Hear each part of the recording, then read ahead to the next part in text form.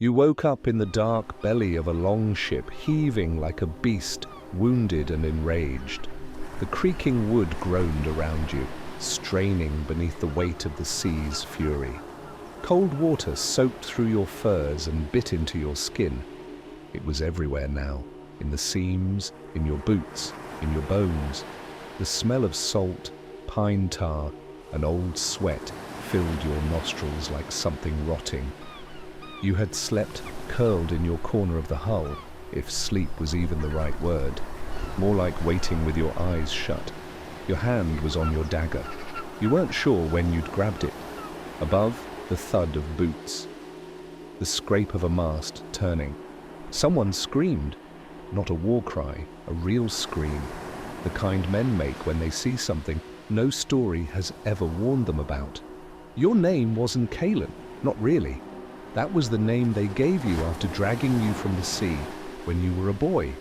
Barely 9 winters then, limbs weak, no language they could understand, scars on your arms shaped like ropes, but made of something cleaner, ritualistic, burned with precision.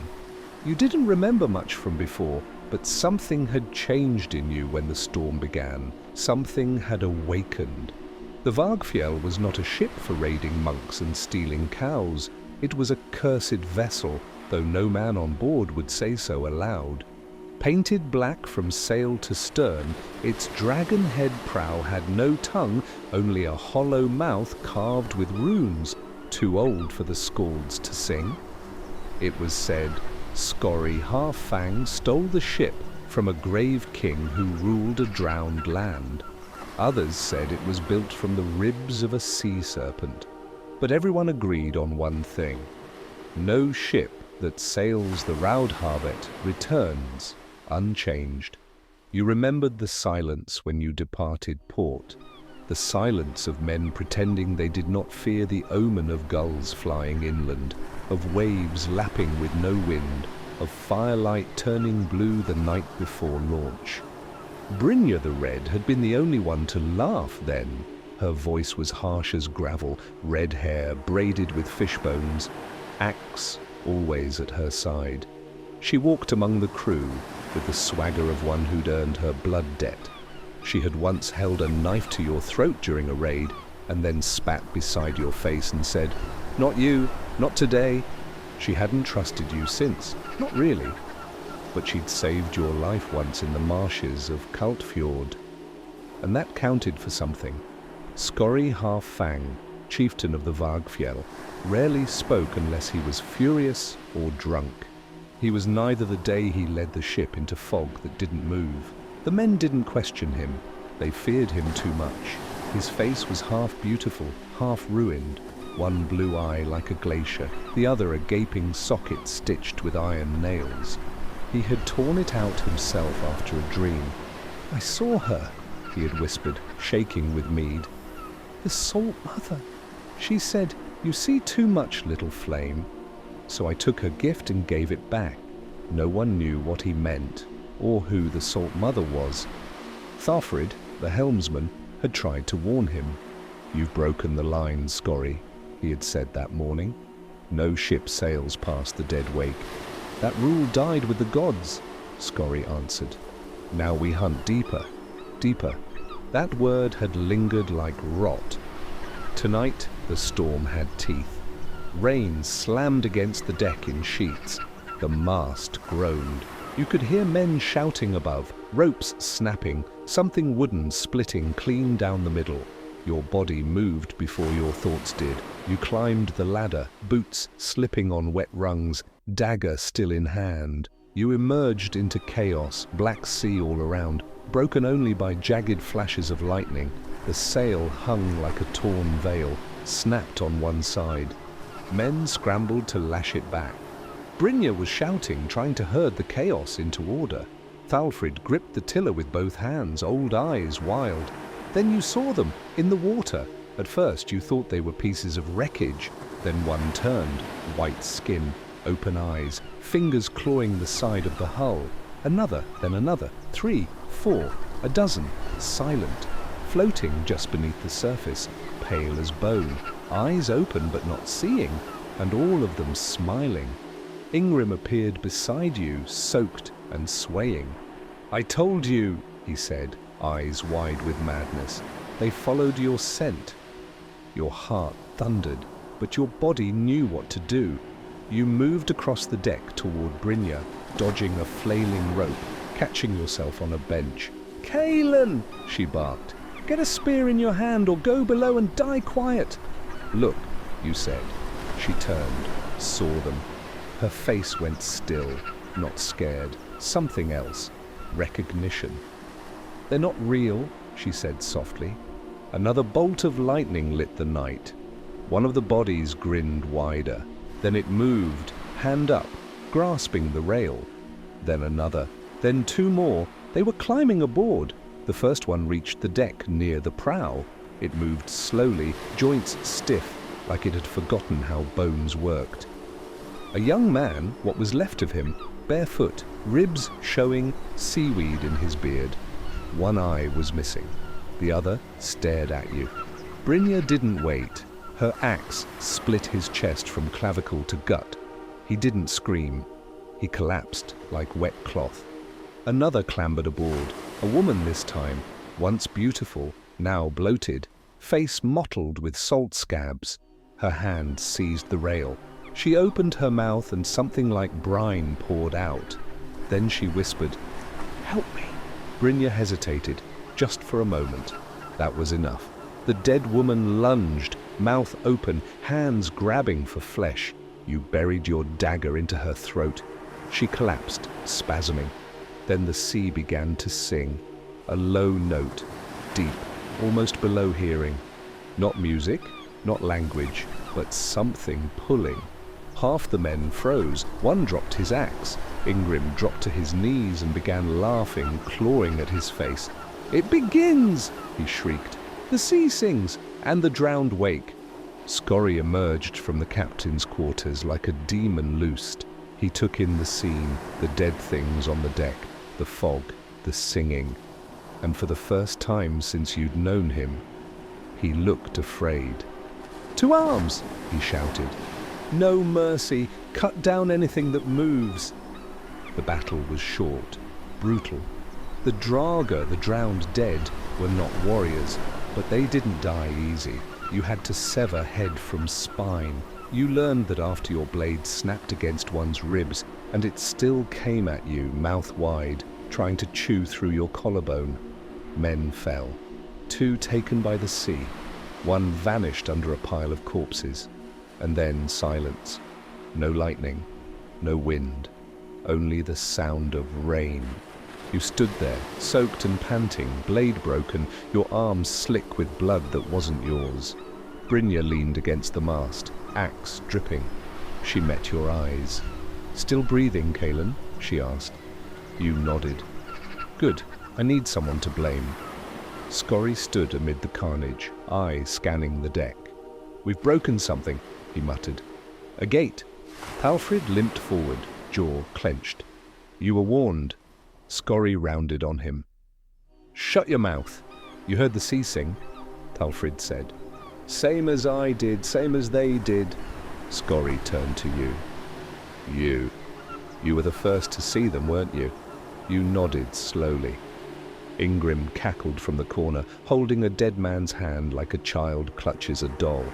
"He sees because he belongs to the sea," the madman whispered.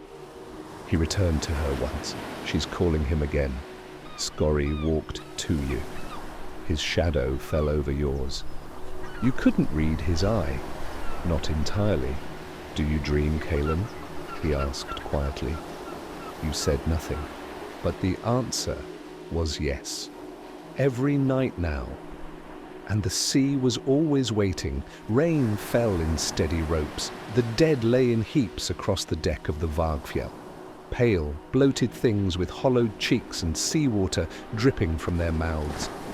No one moved to cast them overboard. No one touched them. Not yet. Skorri stood at the prow, one hand gripping the carved wolf head, his lips moving silently. You couldn't tell if he was praying or speaking to the wood itself. Brynja paced behind him like a trapped animal, her axe, still in her hand, soaked red. The wind had stopped, the sail hung limp, the waves no longer crashed. The sea was eerily still. Too still. You felt it again beneath your boots, the deep pulse, like the heartbeat of something slumbering below. You turned to the nearest corpse, a girl this time. No more than 16 when she died, by the look of her. Her eyes stared upward, wide, glassy. Her lips were parted in a soundless word. She wasn't from any clan you knew. No clan carved runes into their children's teeth. And there, at the base of her throat, was the mark. A circle of iron-black ink, the same mark carved into your ribs. You saw them first, Brynja said, stopping beside you. She didn't ask. She accused. I smelled them first, you replied, voice low. Rot beneath the salt. You knew. She stepped closer. Her eyes were narrow slits of suspicion, but her grip on the axe eased just slightly. I saw your blade move before the others even knew to fear. That's not instinct. That's memory. You stared at the girl's body. No one remembers the sea, you said. Only the silence after it speaks. Brynja said nothing. Then she did something unexpected. She crouched beside the corpse, touched its wrist, still warm. Her gaze snapped to yours. They're not fresh. No. Then the storm didn't throw them here? No. They climbed. You nodded. A long silence passed between you. Then she said, this is no ordinary tide. Below deck, the tension rotted like meat. The surviving crew huddled in soaked furs, sharpening weapons with dull hands. No one ate. Few drank. The mead was gone. Skorri had not come down. Brynja paced like a wolf in a cage, while Thalfrid stared into nothing, whispering old words under his breath. Words even Ingrim stopped to listen to. Ingrim was no longer laughing.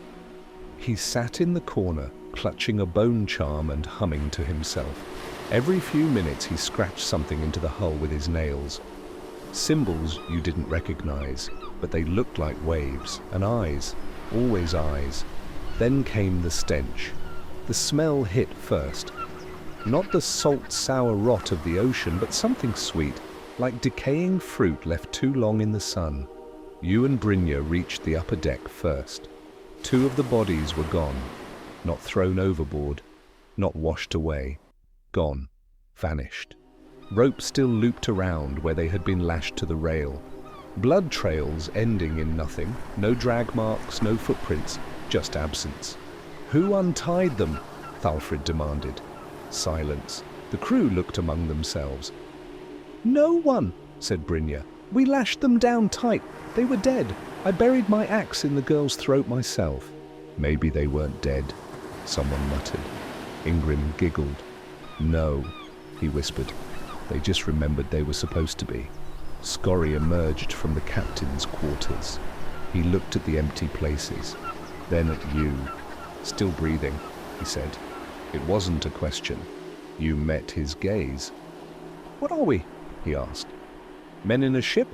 Or bones in a bowl, stirred by a god we forgot to fear? You didn't answer. Neither did anyone else. Then he said, Thalfrid, show them. The old helmsman didn't argue.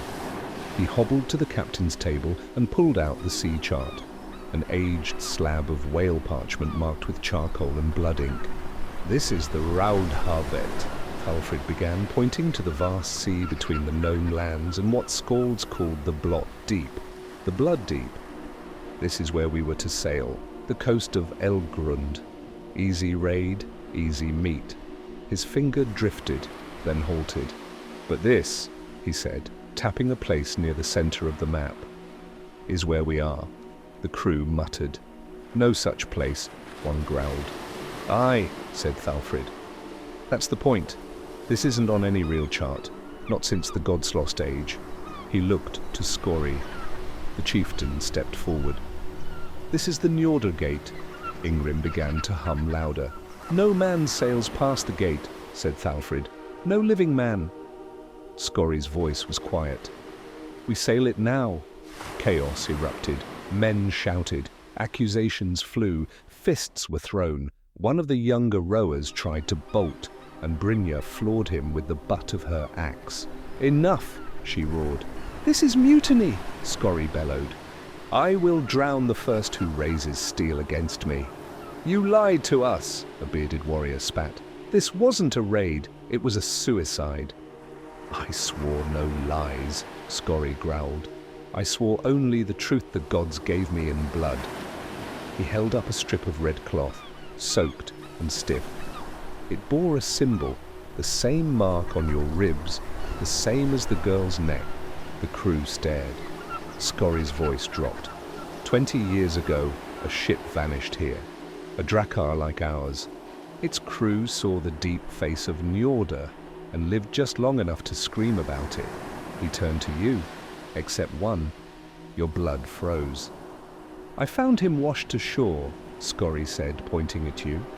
"Naked, scarred, speaking in a tongue no man knew. Eyes like deep water, no memory, no past." "Kaelin," Brynja whispered. You had no answer. "His back bore runes that should not exist," Skorri continued. "I should have killed him, but I didn't." He stepped closer, because the gods stopped speaking after the burning of Horngard. But when I touched this boy's skin, I heard something, a voice, a call. He looked around. "Now we are here, and the tide sings again," Ingrim whispered, "because the sea remembers. That night, no one slept. Watches were set, but no man truly watched. The sea stayed still. The fog hung thick, low, like a ceiling of wool. You sat alone at the stern, fingers running over the ridges of your ribs, where the mark lay beneath the skin like a bruise that never healed. What was it? A map? A warning? A brand? You stared into the black water and saw yourself, but not yourself. A face beneath the surface, pale, familiar, your face older, eyes white, mouth open, floating just beneath, waiting. Then it smiled. You fell backward, and the water whispered your name. The next morning, Eric was dead. They found him hung from the mast with his own belt, eyes bulged, tongue blue. But there was no sign of struggle, no bruising, no blood, no broken ribs, just his body, dangling, and his face smiling. Ingrim touched his feet and said, "He's seen her now." "Who?" you asked, voice tight. The madman didn't blink. "The one beneath the waves, the Salt Mother." The crew burned his body, not out of honor, but fear. The smoke spiraled straight upward, no wind to scatter it. The sea had stopped breathing. That night, a voice spoke in your dream, not a voice made of words, a sound like waves receding. But you understood. Open the path. You woke up with blood in your mouth. Your fingernails were filled with slivers of wood. You'd scratched something into the hull beside your bed. A symbol, a circle with eyes and teeth. You woke up in silence. Not the kind that comes with peace. The kind that feels like being watched. The hull was still. No creaking of waves, no groan of wood. The Vargfjell had stopped moving. Not slowed. Stopped. A ship adrift in a dead sea. You sat up slowly, your hand already on your blade out of habit or instinct. Your dreams had been thick with water, not drowning, floating, suspended in ink, black, deep, limbs bound by invisible current, your lungs aching but not empty, and eyes, so many eyes, watching from beneath, from inside the ship, from inside your own face. Brynja was already above deck when you emerged, her eyes locked onto yours. She looked pale, tired, like she hadn't slept in days. She hadn't. None of you had. The sky was the color of wet ash. No clouds, no sun, just grey. Endless. The sea stretched flat to the horizon. Still. Not a ripple. It reflected the grey sky perfectly, as if the world had been split in two by a sheet of mirror. "No wind," she said. "No tide. you replied. She nodded. It's watching, she said. You didn't ask what it was, because you felt it too. Thalfrid stood at the stern, his old hands shaking around the tiller. Though the ship did not move, he held it tight, as though letting go might mean death. The sea should never be still, he murmured. Even the dead seas move. Skorri was silent that morning. He hadn't spoken since the fire consumed Eric's body. He hadn't drunk, hadn't eaten, he hadn't blinked. He stood at the prow, staring into the blank horizon. One hand gripped the dragon head, the other clutched the strip of red cloth bearing the cursed mark. Behind him, Ingrim wept, not sobbed, wept. Tears poured from his eyes like a leaking wineskin. He said nothing, just sat cross-legged, head tilted upward, tears dripping silently down his cheeks. The others watched him but kept their distance. A man who laughs is mad. A man who weeps silently at nothing is marked. By mid-morning, the first body floated by. Not a corpse from your own crew. No, this one was ancient. Ragged leather armor fused with salt and time, skin like dark wax, hollow sockets where eyes once were. Barnacles had bloomed across its arms. A crab scuttled from its jaw as it drifted past the Vargfjell, untouched by wind or current. It faced the ship the entire time, as if it were watching. By midday, 4 more passed, each one facing the ship, none touching it. Brynja said nothing, but her knuckles whitened around the hilt of her axe. You checked the hull for leaks. There were none, but you found another symbol scratched into the wood. A circle. Eyes, teeth, but not made by your hand. That night, the fog returned. Not like before. This fog moved, breathed. You could feel it pulse against your skin like breath from some colossal beast, inhaling slowly, exhaling slower. You stood at the bow, Brynja at your side, both of you wrapped in cloaks still wet from 3 days past. I heard singing, she whispered. You looked at her, not from the men. Not from the sea, it came from inside my head, like my mother used to sing when I was small. You said nothing, because you had heard it too. But the voice wasn't your mother, it was yours. Below deck, the crew had begun whispering to one another in corners. Some refused to sleep, some refused to speak. 2 men had tried to row, to break the stillness, and the oars had snapped like twigs, not on the water, not from pressure. They broke the moment they touched the surface. The sea would not be moved, it had claimed the ship, and it would decide when the journey ended. That night, Ulfar vanished. He had been on watch. Brynja had assigned him. Young, steady, loyal, she trusted him. Now there was nothing but his spear left, standing upright on the deck as though planted in the wood. No blood, no prints, only a feather. Grey, slightly wet. You picked it up. It smelled like brine and rot, and it hummed in your palm. A low, warm hum. You dropped it. It vanished before it hit the deck. That evening, you found a hidden compartment in the captain's quarters. Skorri was asleep, if that word could be used. His body lay still, but his eye was open, unblinking, mouth parted, breathing slow and shallow. He didn't stir as you crept around the room. You weren't looking for anything, but something pulled you there, behind the rack of maps, beneath a false floorboard, a book, bound in seal skin, stitched with sinew. No title, no markings. Inside, drawings, runes, maps of oceans that did not exist, and a face. The same face you saw in your dreams. A woman, hair like seaweed, arms outstretched, mouth open in song. Her face was shaped like yours. Her eyes were nothing but darkness. Beneath her image was a word. Modir Salt. Salt Mother. You flipped the page. It showed the Vargfjell sailing into a great world. At the center, a black hole with teeth. Then something strange. Below the drawing, written in a shaky hand, only the returned may enter. You closed the book and replaced it. Skorri never moved, but as you reached the door, you heard him whisper, "She is almost here." Later, in the hull, Brynja found you. She was pale, wet, shaking. "I found something," she said. She led you to the storage deck, past the crates of salt pork and dried cod, to the very end, where the old ropes and spare sails were kept. She pointed to the floor. A circle had been carved into the planks, fresh, still wet with blood. Inside the circle, a human tooth, still warm. "Someone is summoning her," Brynja said. "You didn't ask who, because you already knew.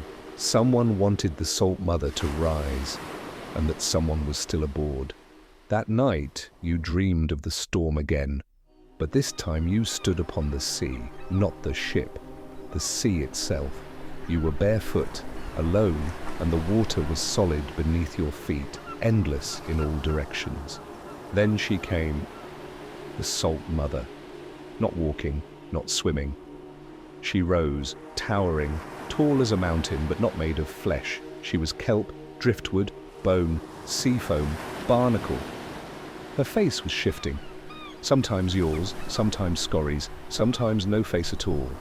She opened her mouth and sang, and the sea began to boil. You fell into the dark, and when you opened your eyes, you were still falling. You woke to screams above deck, men shouting, Brynja shouting your name. You climbed the ladder 2 steps at a time, blade in hand, lungs full of dread. You burst into grey light and saw him, Ingrim, standing at the prow, arms outstretched, eyes gone, torn out, his face a mask of blood and salt, and smiling. He turned toward you, blind. "She breathes through me now," he whispered. Then he fell, not stumbled, fell, forward, overboard, into the sea. No splash, just gone, vanished. Brynja ran to the edge, no trace, no ripples, just flat, grey water. "Where's Skorri?" you asked. She didn't answer, because Skorri was gone too. And on the mast, where Ulfar's spear had once stood, now hung a strip of red cloth, tied in a knot you recognized, a knot only you knew. You woke up in blood, not your own. It had seeped into your blanket during the night, warm, sticky, half-dried. It clung to your tunic like a warning.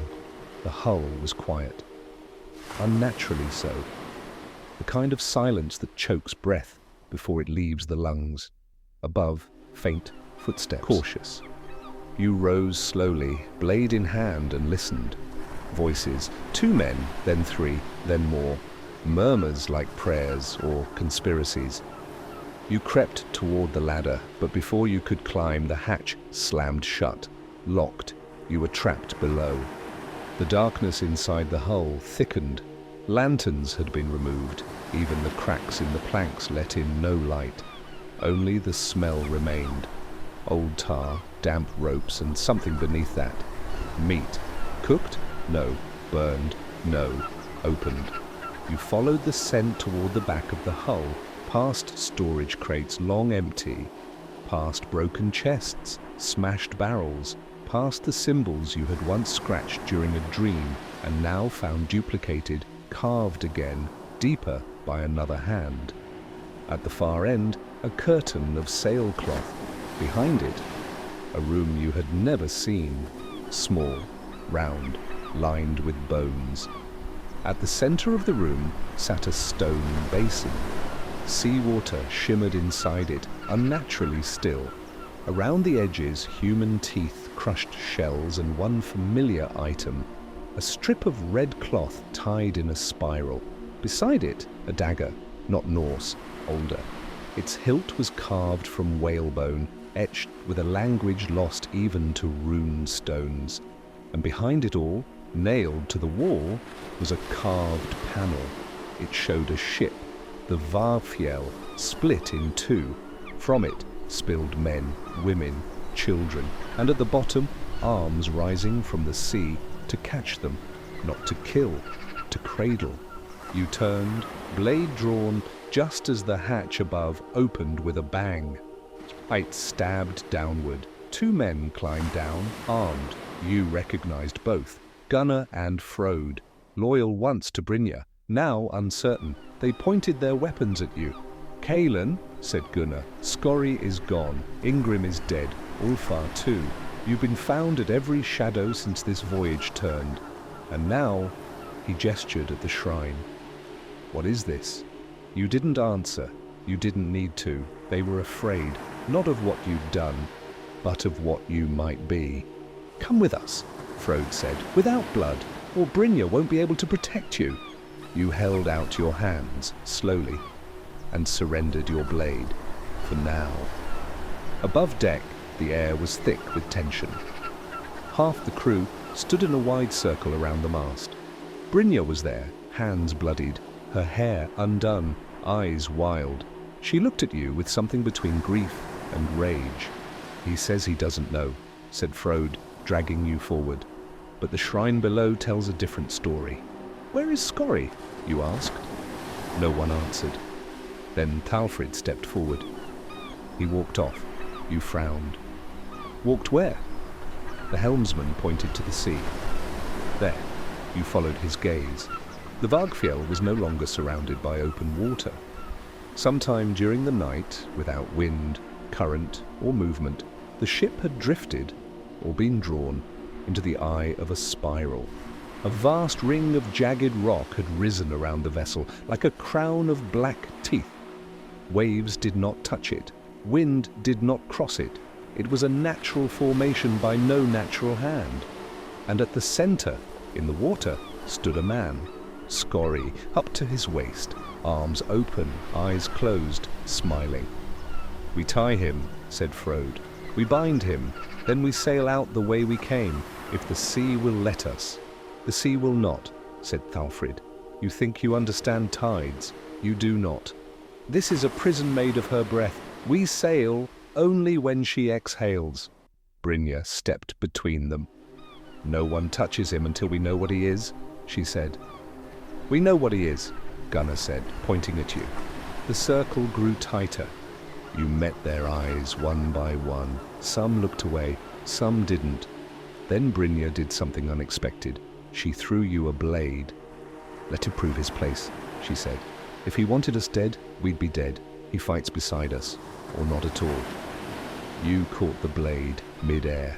It felt warm, almost familiar. That night, the fog returned, but not as mist. It crept like liquid across the deck, up the mast, around the boots of men who dared not sleep. It whispered without sound. It tasted like memory.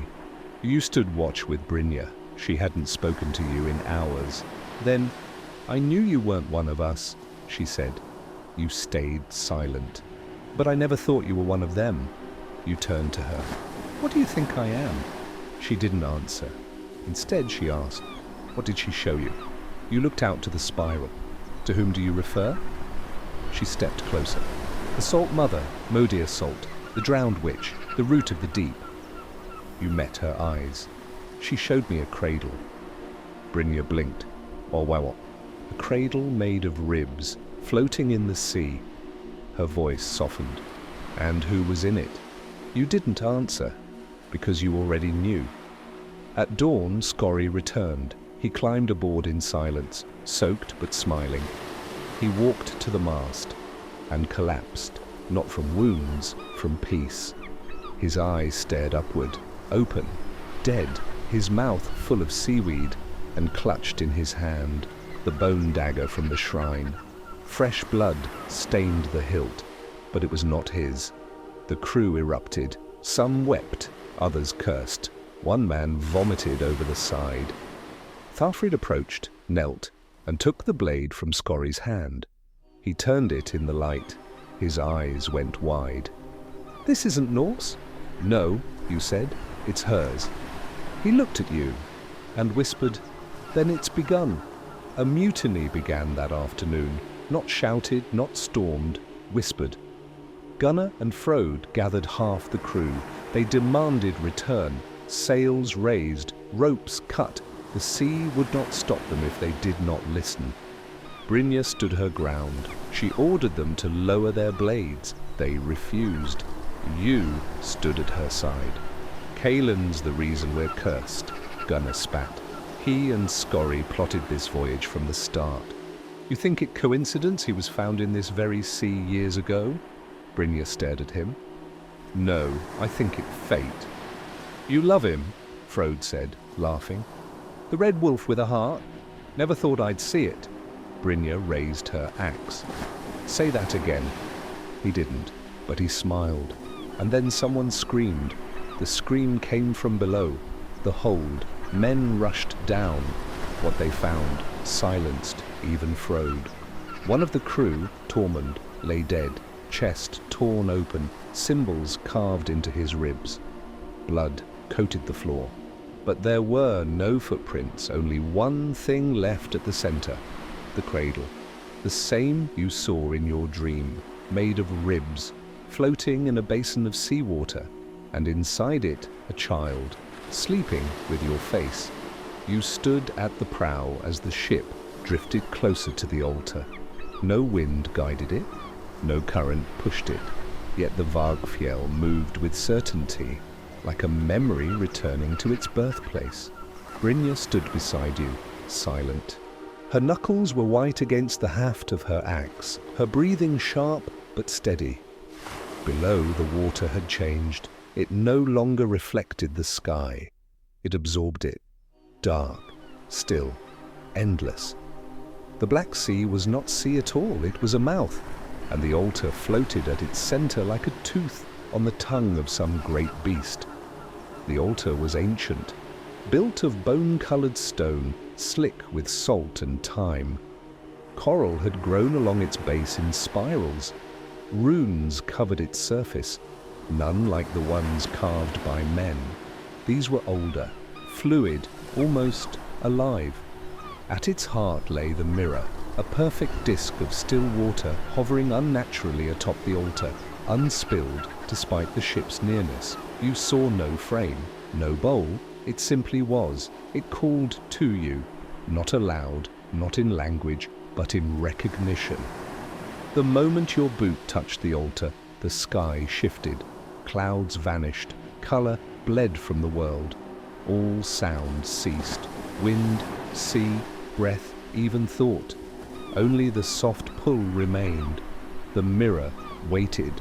You stepped forward. Brynja's voice reached you faintly as if across a great plain. Kaelin. You looked back. Her eyes were wide, not with fear, but mourning. You turned to the mirror and looked in. It did not show your face. It showed your birth, not from womb, but from depth. You saw yourself, younger, gasping, dragged from the sea by arms that did not belong to men, not human, not beast, twisted limbs of coral and flesh. They placed you in a cradle of shipwood and runes. They carved the mark into your chest with stone that bled. They whispered a name you did not understand. You screamed, but the sea swallowed it. Then you saw her, not as a shadow, but as mother. She did not speak. She sang, and with every note your veins lit with fire. She gave you to the surface, not to live, to wait. You staggered back from the mirror. Brynja caught you. Your skin was cold, paler. The mark on your ribs burned through the fabric. She pulled your tunic aside. The ink had changed. The circle now had 3 lines cutting through it, each pulsing faintly, like veins. Brynja stared. You've been chosen, she whispered. No, you said. I was made. The others waited on the ship. The altar had drawn too close for them to ignore. Some knelt, some wept. Some sharpened blades with trembling hands. Dalfrid stared toward you like a dying man seeing a ghost. She's coming, he said. But she wasn't. She was already here. That night it rained blood. Not in torrents, not from the sky, from within the ship. The timbers bled. Slow rivulets of dark red trickled from knots in the wood. From beneath the nails, from the dragon-head prow. The deck became slick, the air thick with iron and salt. Men panicked. One slit his own throat, screaming that his soul was burning.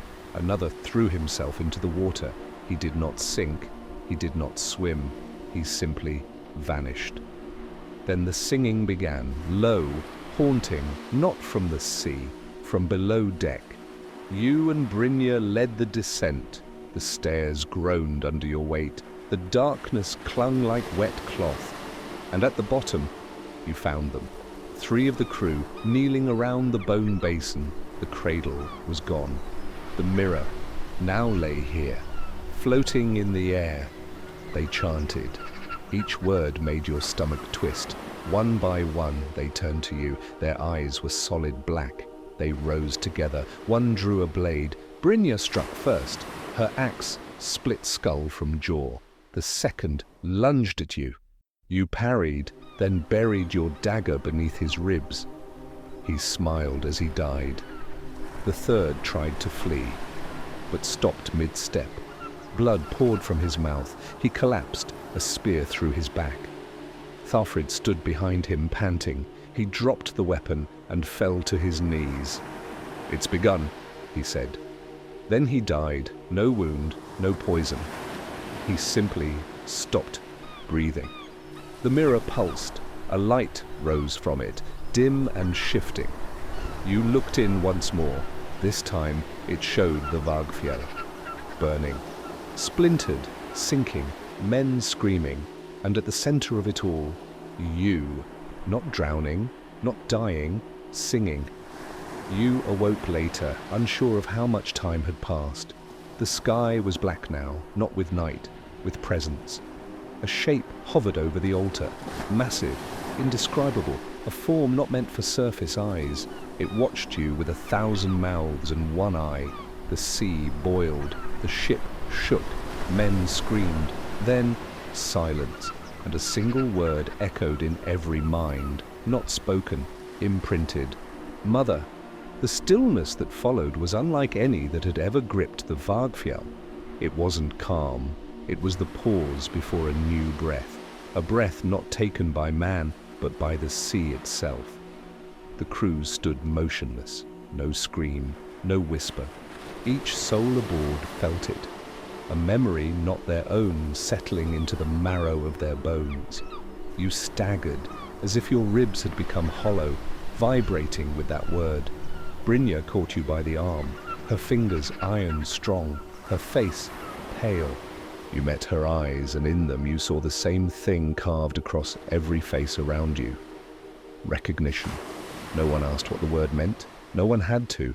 It was not heard with ears. It had landed somewhere deeper, in the oldest parts of memory, the parts formed before language, before gods, before time.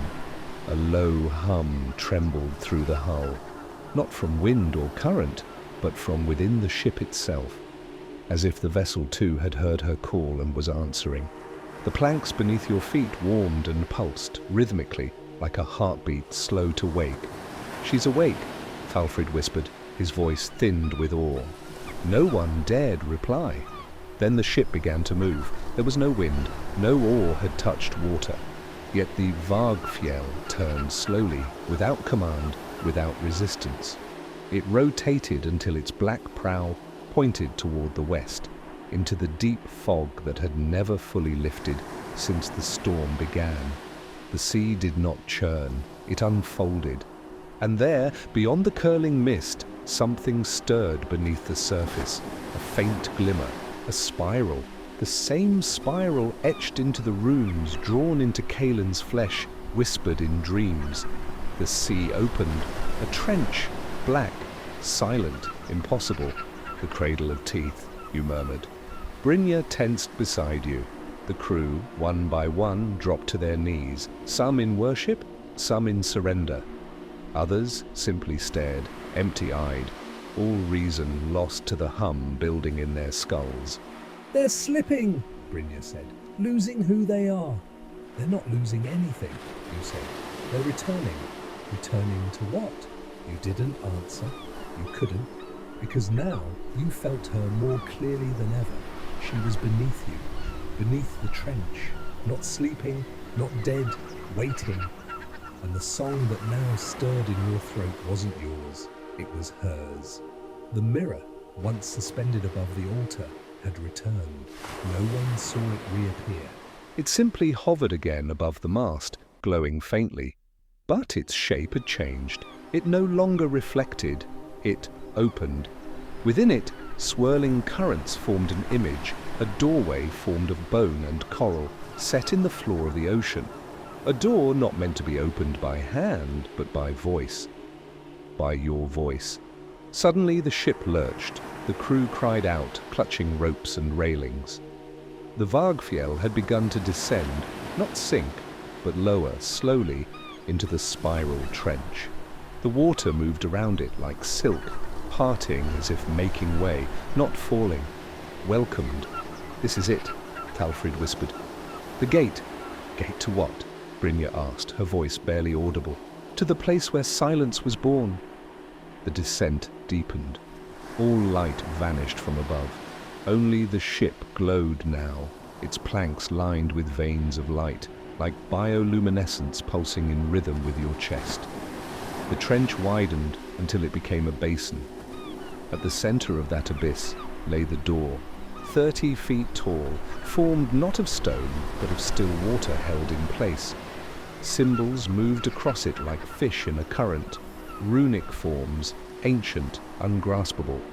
Kaelin stepped forward, the rest of the crew remained behind. They could go no farther.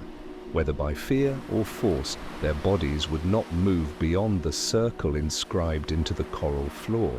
A circle only Kaelin and Brynja crossed. The door vibrated as he neared it. It hummed to his mark. Brynja grabbed his arm. You don't have to do this. He looked at her. I was made for this. I don't care, she said. You're still you. Am I? He placed his palm on the door. It opened. The chamber within was dry, though miles below the sea. A dome of translucent bone arched above them, its inner walls crawling with slow, glowing spirals.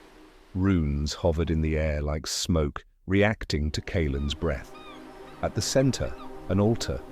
Upon it, a tongue, not rotted, not fossilized, preserved, living. It pulsed as Kaelin approached. I think this is her voice, he said, barely above a whisper. Brynja swallowed hard. Then don't touch it. She was silenced by her children, long ago. You don't owe her anything. I was never given a choice. You have one now. He reached out. The moment his fingers touched the tongue, it dissolved into his skin. He screamed, and the chamber shook. The sea sang. The spiral trench exploded with light.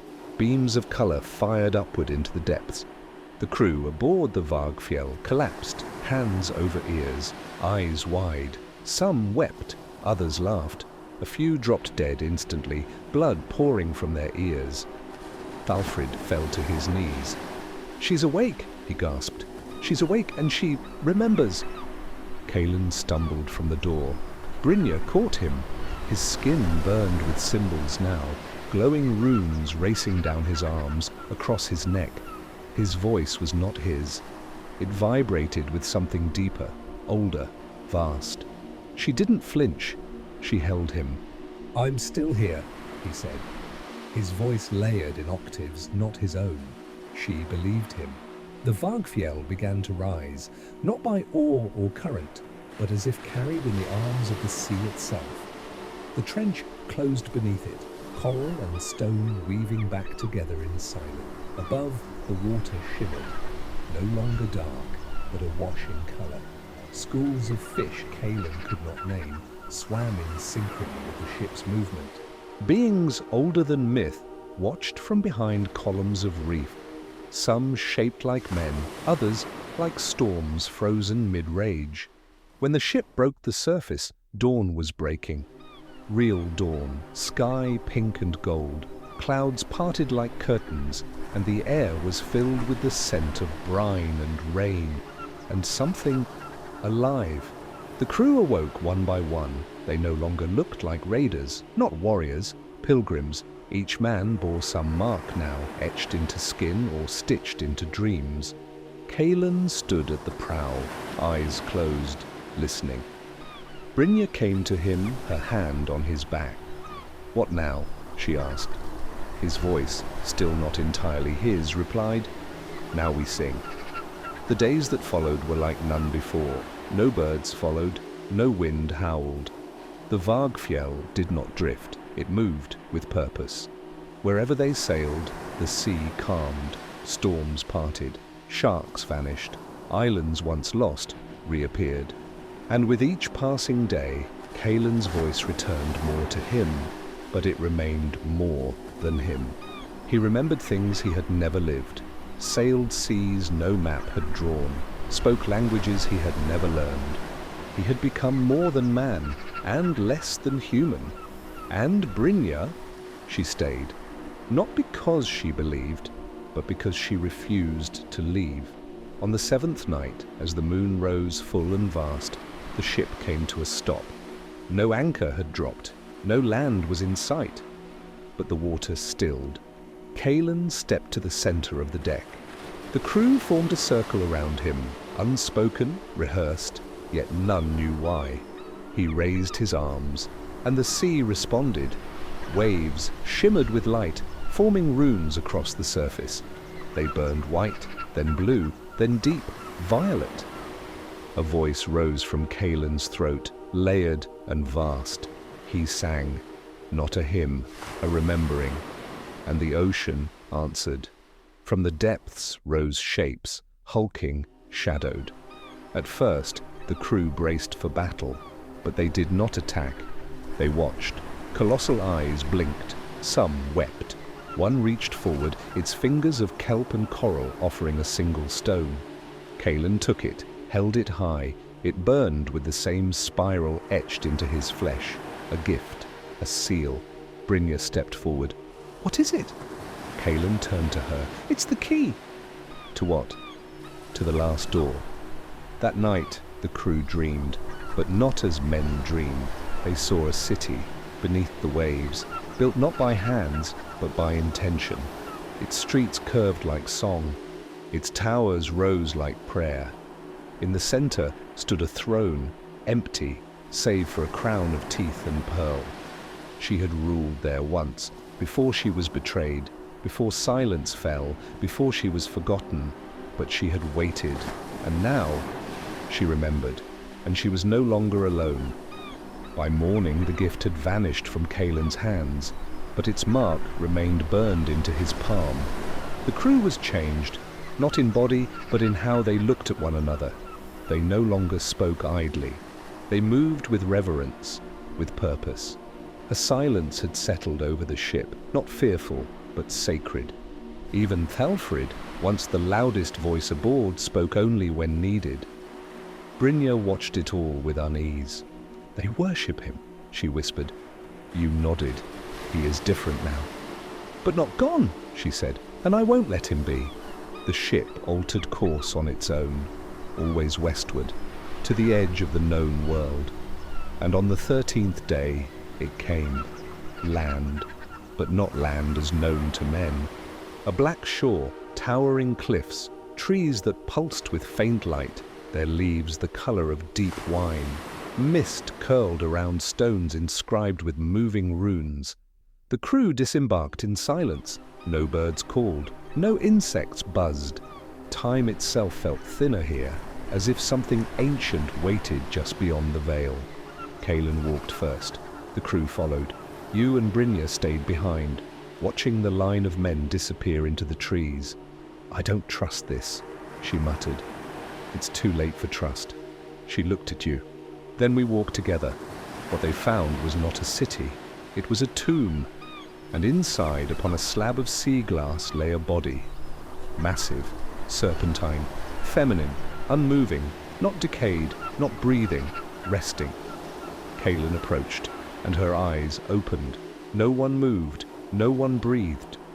Her gaze swept over them, golden, fathomless, more ancient than memory. Kaelin dropped to one knee, and the runes on his skin glowed brighter than ever before. She did not speak, but all heard her. "You have come," the voice said, not in sound but in sensation. It brushed the inside of their skulls like wind in old hollows. "Long I have waited." The tomb trembled, not in rage, in grief, betrayed by my own, forgotten by the sea, sealed in silence. She turned her eyes to Kaelin. "And you, child of both worlds, why do you wake me?" Kaelin raised his head. "To return what was taken." He opened his hand. The mark burned like a flame. "It is not enough," she said. Kaelin nodded. "I offer myself." Brynja surged forward. "No!" Guards of bone and tide rose from the floor. Silent wraiths formed from drowned kings. They blocked her path, but Kaelin turned, met her eyes. "I remember now," he said. "I was never meant to be a man." "Then what were you meant to be?" she asked, her voice cracking. "A voice." He stepped forward. The mother reached out, not with hands, but with presence. She touched the edges of him, unwound his name. Peeled back the thin veil that had always separated him from her. Not possession. Reclamation. And as her song filled the chamber, something extraordinary happened. Kaelin did not vanish. He stood, glowed, and then he sang back. The harmony shook the tomb, cracked the stone, lit the forest above, and the sea outside roared. The sound wasn't loud, it was vast. It filled the ocean, the sky, the spaces between stars. Every sailor aboard the Vargfjell fell to their knees. Some wept, some sang. Others simply stared at the heavens as clouds unraveled into strands of light.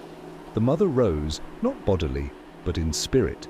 Her form, once confined to stone and myth, now stretched across the tide. She was the sea, she was the silence, she was the memory beneath all things. And Kaelin, he remained at her side, but not as servant, as son, as voice. Brynja stood alone at the tomb's threshold, her hand still raised, her mouth parted in a half-formed cry. Kaelin turned to her. His body was the same, but behind his eyes an ocean moved. "I didn't lose you," she said. "No," he answered. "You found me? I don't understand what you've become." "You don't need to." He reached into the air, and from it drew a thread of light. He wove it between his fingers, and it became a blade of coral and starlight. "For you," he said, handing it to her. "A gift? A promise." She took it. It thrummed with warmth, with song, with him. She smiled, though tears traced her face. "I'll carry your voice," she whispered. "I know." The sea called again. The tomb collapsed behind them, not in ruin, but in closure. A door shut once more. The crew returned to the ship. The Vargfjell, now alive in every sense, unfurled sails that shone like moonlight. And as it sailed away, the sky above whispered a new word, not mother, but beginning. 3 days passed since the Vargfjell departed the black shore. The crew no longer spoke of what they had seen, not out of fear, but because words failed them. Something had shifted, within them, among them. You felt it too. At night, you dreamt of songs sung in no tongue, of stars moving in spirals, of waves that remembered. And each morning, the ship brought you closer, not to land, but to purpose. On the 4th dawn, Brynja stood beside you. "She's quieter now," she said. "Who?" you asked. "The sea." You listened. She was right. It wasn't silence. It was waiting. Then on the horizon, a flicker. Land, yes, but not any you recognized. Tall cliffs of mirrored stone, forests of silver-leafed trees, and, nestled between them, a city, not of men, but of memory. You felt Kaelin's gift stir within you, a hum behind your ribs. Brynja turned to you. "We're not done, are we?" You shook your head. No, this was only the first crossing. And as the Vargfjell sailed onward, its crew changed. its captain reborn, and its mission just beginning, you realize something. This wasn't just a voyage, it was a return to a world forgotten, to a war not yet ended, to a story that had only now begun. You woke up in a city that no map claimed. The morning mist hung low and heavy over glistening stone towers, their edges warped as if dreamed into being. The docks were carved from black coral, and the air smelled faintly of salt, smoke, and something older, like the breath of long-dead gods. The Vargfjell had docked during the night, guided by unseen hands. The crew disembarked in silence, their eyes wide, their movements careful, reverent. Even Brynja seemed shaken. You stepped off the gangplank and onto the pier. The stone beneath your boots was warm, not with heat, but with memory. It pulsed faintly, like a slumbering heart. No one welcomed you, yet you were expected. The city rose in terraces, each level adorned with monuments older than stone. Faces of beasts, men, and something in between stared out from pillars and archways. Some wept water, others bled mist. A dome above the highest tier shimmered like a captured moon. This place wasn't built, Brynja said quietly. It was grown. Talfrid knelt near a mural carved into a wall. These symbols, they're from the Northern Isles, but twisted. Kalen had not spoken since dawn. He walked ahead of all, his cloak moving like shadow through fog. You followed. There was no choice in it. At the city's center stood a great amphitheater, open to the sky. There, a gathering waited. Not men, not spirits, remnants, entities of sea and star, pale-skinned, translucent-veined, clothed in garments that whispered languages as they moved. They regarded you, not with curiosity, but with recognition. Kalen stepped into their midst. He spoke, but not in your tongue. His voice echoed against bone, blood, and thought. The remnants replied. You could not understand the words, but you felt them. A reckoning had come, and you were part of it. One of the remnants stepped forward. Its face was ageless, its skin shimmering like frost atop deep water. Gills fluttered along its neck, and its eyes glowed with soft, internal light. Kalen bowed his head. The remnant placed its hand, long-fingered, webbed, over Kalen's brow. A wave of energy pulsed outward, brushing over you like a gust of cold truth. Then it turned to you, and you felt the question before it was voiced. Do you remember? Images surged, flashes not your own. A city beneath the sea, a child with two shadows, a blade forged from breath, a voice crying out during the first drowning. You staggered back. Brynja caught you. You saw it too? She whispered. You nodded, breath shallow. What was that? A memory, said Kalen, his voice distant. Yours, mine, ours, before we were broken. Another remnant floated forward, its voice like wind through coral. You carry pieces of the wound. The wound? Thalfrid asked, visibly disturbed. The first betrayal, it said.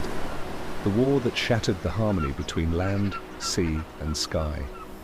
We were whole once, before men sealed the mother, before the silence. Kalen turned to you. They think we can repair it. But at what cost? Brynja asked. The remnants answered in unison, their voices a chorus. Memory, blood, fire. A silence fell, and you understood. You had not come to find safety. You had come to decide the fate of the world. Later that night, camp was made at the foot of the amphitheater. Fires burned blue. Food had no taste. Dreams came in other voices, and in every dream, the same whisper. Choose wisely. She watches. The morning after brought no sunrise, only a cold, pearlescent glow from the clouds above. You awoke with a name on your tongue, not yours, not Kalen's. but one that tasted of iron and ash. Svalgandir, you said it aloud? The city stirred. Kalen turned his head sharply. That name, he whispered. Where did you hear it? In my sleep. He looked to the amphitheater. It is a forgotten name, he said. The betrayer, the one who turned the tide against the mother, the one who drowned her children in exchange for fire from the sky. Brynja's face had gone pale. That name exists in our oldest tales, she said. A myth within a myth.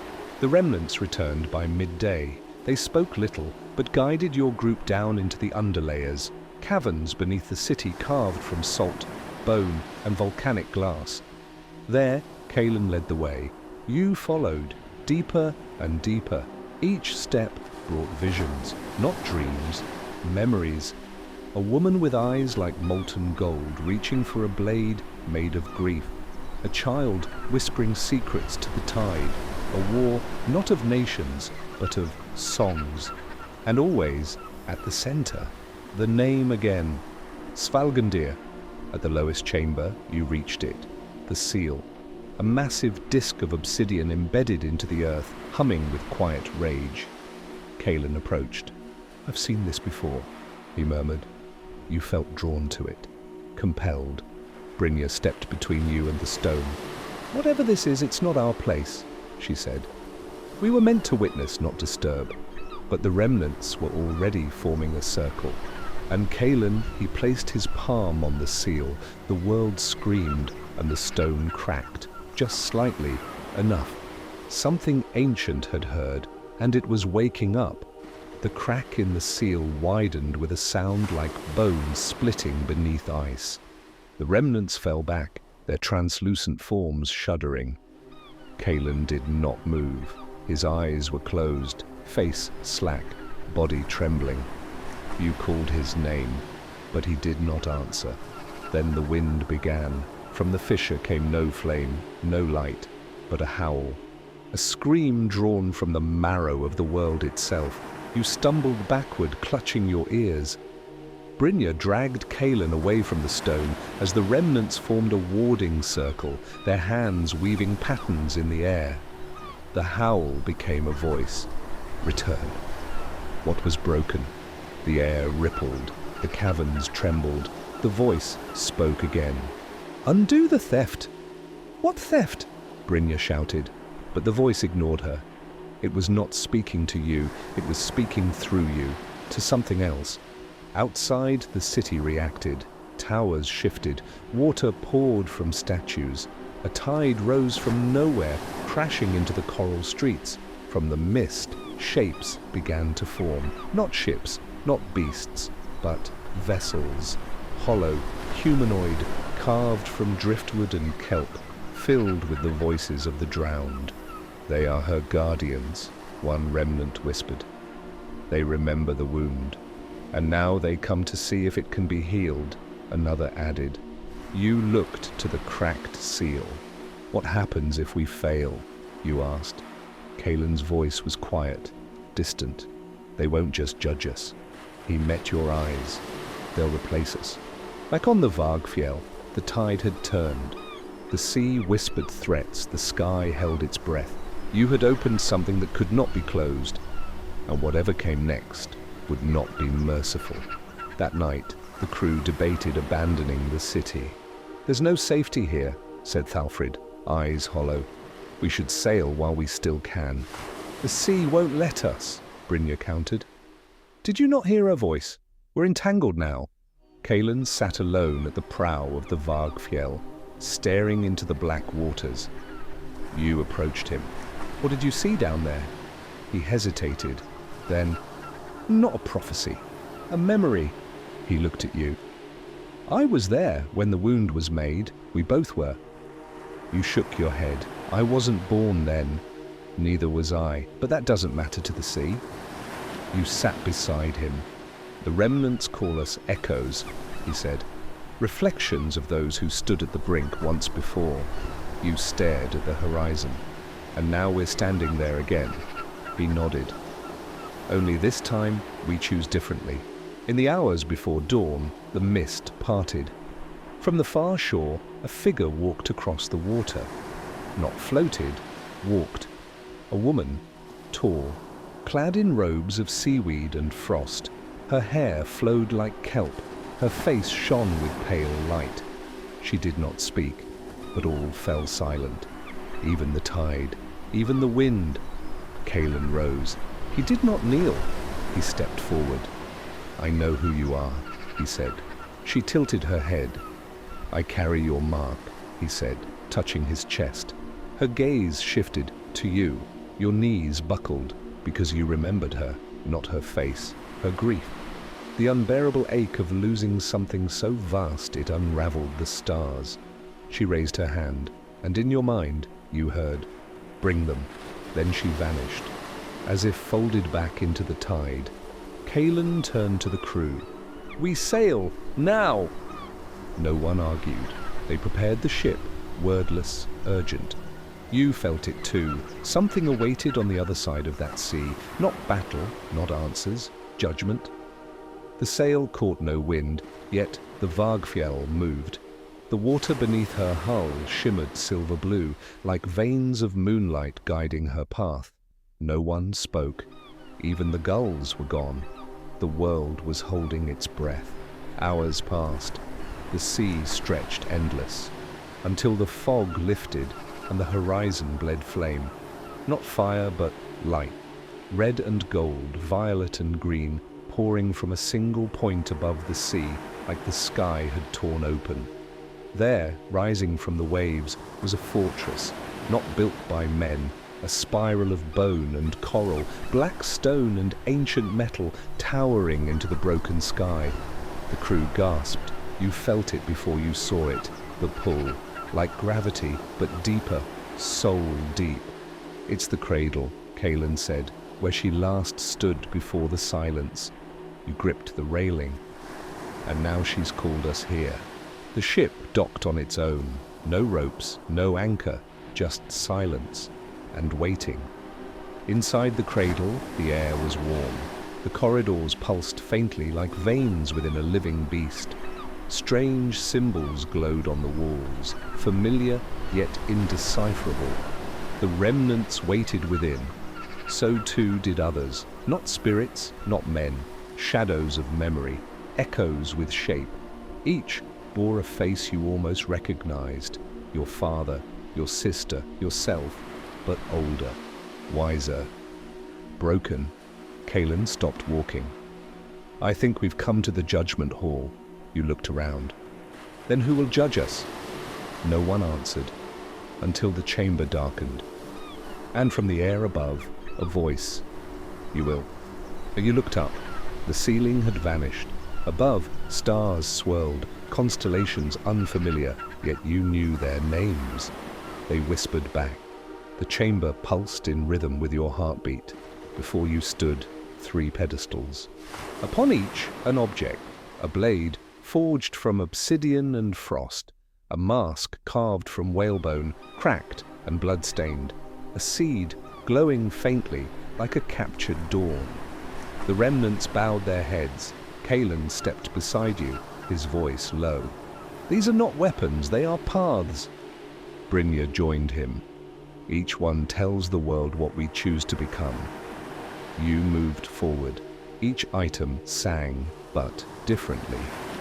The blade was rage. You saw visions of conquest, wars halted by flame, enemies drowned beneath rising seas, a path of fire to cleanse the wound, its whisper. Let them fear. When the mask was sorrow, it offered understanding but also burden, the weight of all that had been lost. You'd walk unseen, forgotten, but able to undo pain by bearing it. Its whisper. Let them forget. And the seed was hope, but fragile. It would take lifetimes to bloom.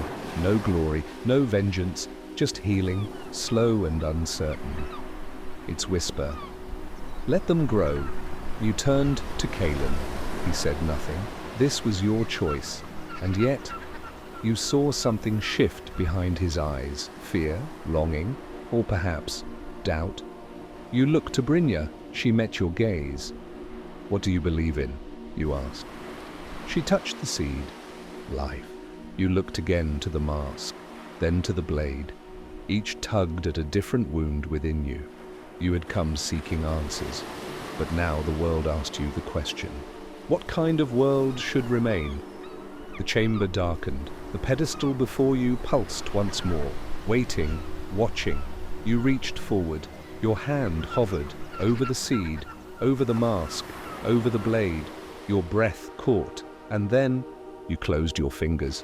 Around the bas seed, a silence deeper than death fell across the hall. The pedestals vanished, the shadows faded, the stars above slowed their swirling. And then they began to sing. A low hum like a mother's lullaby heard through water and time. The remnants exhaled, as if relieved. Kalen fell to his knees. Brynja wept openly. The seed in your hand grew warm, then hot, then blinding. You cried out as its light seared your palm. But the pain faded. And in its place, a pulse, not of power, but life. You opened your hand. The seed was gone. In its place, a sprout, delicate, alive. It curled around your fingers like a child grasping a parent's hand. From the chamber floor, vines began to creep outward, green, glowing, growing. From cracks in the stone, flowers bloomed. The fortress moaned, like it had exhaled for the first time in millennia. And outside, the sea calmed. The voice returned, no longer distant, no longer wrathful, but full, whole. The world will not forget the wound, but now it remembers how to heal. Kalen stood. I saw it, he said, in the stars. Brynja nodded. So did I. You stepped into the growing light, and for the first time since the voyage began, you felt no weight upon your back, only warmth in your palm, and something new in your chest. Not certainty, not even peace, but the beginning of something good. 3 days later, the Vargfjell departed the cradle. The waters now glowed beneath her hull, not with fire, but with life. Coral bloomed in her wake. The sky no longer wept. At the prow, Kalen stood with arms folded. He looked lighter, not healed, but healing. Below deck, Brynja tended to the sprout. It had not stopped growing. Now, rooted in a clay bowl, it pulsed faintly in rhythm with the ship. I think it dreams, she said one night, watching it sway. You nodded. So do I. At night, you dream no longer of storms, but of stars, of cities built on song, of voices no longer screaming but singing. The wound was not gone, but neither were you. And that, perhaps, was the point. To remain, to remember, to become something more. Ahead, the horizon shimmered, a new land, unseen, unknown, but waiting. And from the sea behind you, a whisper. Begin again. The land rose like a broken tooth from the sea. Jagged cliffs, black as obsidian, stabbed into grey skies. The wind howled across the peaks, shrill and constant, like a beast gnawing its own tail. You stood at the prow of the Vargfjell as she approached the shore. The sprout pulsed faintly in your palm, alive but restless, as if it too sensed the shift. This place was not on any map. No trader had spoken of it, no skald had sung it, and yet you had dreamed it. Once, long ago, before the voyage. Brynja whispered behind you. We've crossed into the morning coast. Kalen spat into the sea. Gods help us. The ship beached on stone, not sand, a harbour of bones, ancient and shattered. Whale ribs jutted from the surf. Seals scattered from the cliffs, their black eyes watching. The shores smelled of brine, iron, and old rot. The crew disembarked in silence. No gulls cried, no insects buzzed. Even the waves seemed cautious here. And still, the sprout in your hand reached forward, toward the cliffs, toward the wound. You knew, without words, that something slept within this land. Not dead, just forgotten. And your coming had stirred it. You climbed the path alone. Kaelin followed at a distance. Brynja guarded the rear. The others remained with the ship, building fires that gave no heat. The path narrowed. Sharp stone tore your boots. Wind clawed your cloak. And then, a door. Not carved, not crafted, formed, woven into the rock like a scar sealed shut. And in its center, a symbol, 3 spirals, one black, one red, one gold. They pulsed, in rhythm with the sprout, and then stopped. You placed your hand upon the stone. It opened, not with sound, but memory, and the darkness within was warm. The tunnel sloped downward. Stone turned to ash. Walls breathed with slow, ancient shapes moved beneath their surfaces, shadows of giants or memories of things that had never lived. Your footsteps made no sound, even your heartbeat quieted. Behind you, Kaelin exhaled like a man surfacing from a deep sea. "I don't like this," he muttered. "Too quiet, too old." Brynja ran her fingers along the wall. "This place remembers." You turned a corner and entered a chamber unlike any other. Light, but no source. A dome of glass-veined rock spread above you, stars trapped within it, frozen constellations from a sky no longer seen. In its center, a tree, dead, twisted, rooted in stone. It stood like a monument to grief, branches brittle as bone, leaves like burned paper. And at its base, a body, wrapped in bandages long decayed. A helm lay beside it, half shattered, half gold. But it wasn't the corpse that held your gaze. It was the wound in the earth, a gash below the roots deeper than sight from which no light emerged. The sprout in your hand shivered, then reached. Brynja knelt beside the corpse. "It's a sentinel," she said, voice hushed.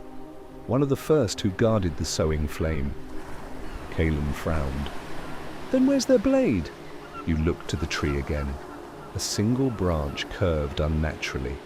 Not part of the tree, a handle of something buried, something still growing, and beneath it, a whisper, not in sound but in your bones. "Water it." The sprout curled tighter. You stepped forward and chose to obey. Your palm hovered above the base of the tree. The sprout pulsed once and bled, not blood, but light. A single drop fell upon the root.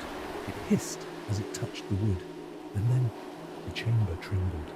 The tree shuddered, not with life, but with memory. Leaves turned to flame. Ashes fell upward. The corpse at its base dissolved, dust scattered by wind that came from nowhere. Brynja shielded her eyes. Kaelin cursed, backing away. The wound in the earth yawned wider, and from it rose not a voice, not a creature, but a song.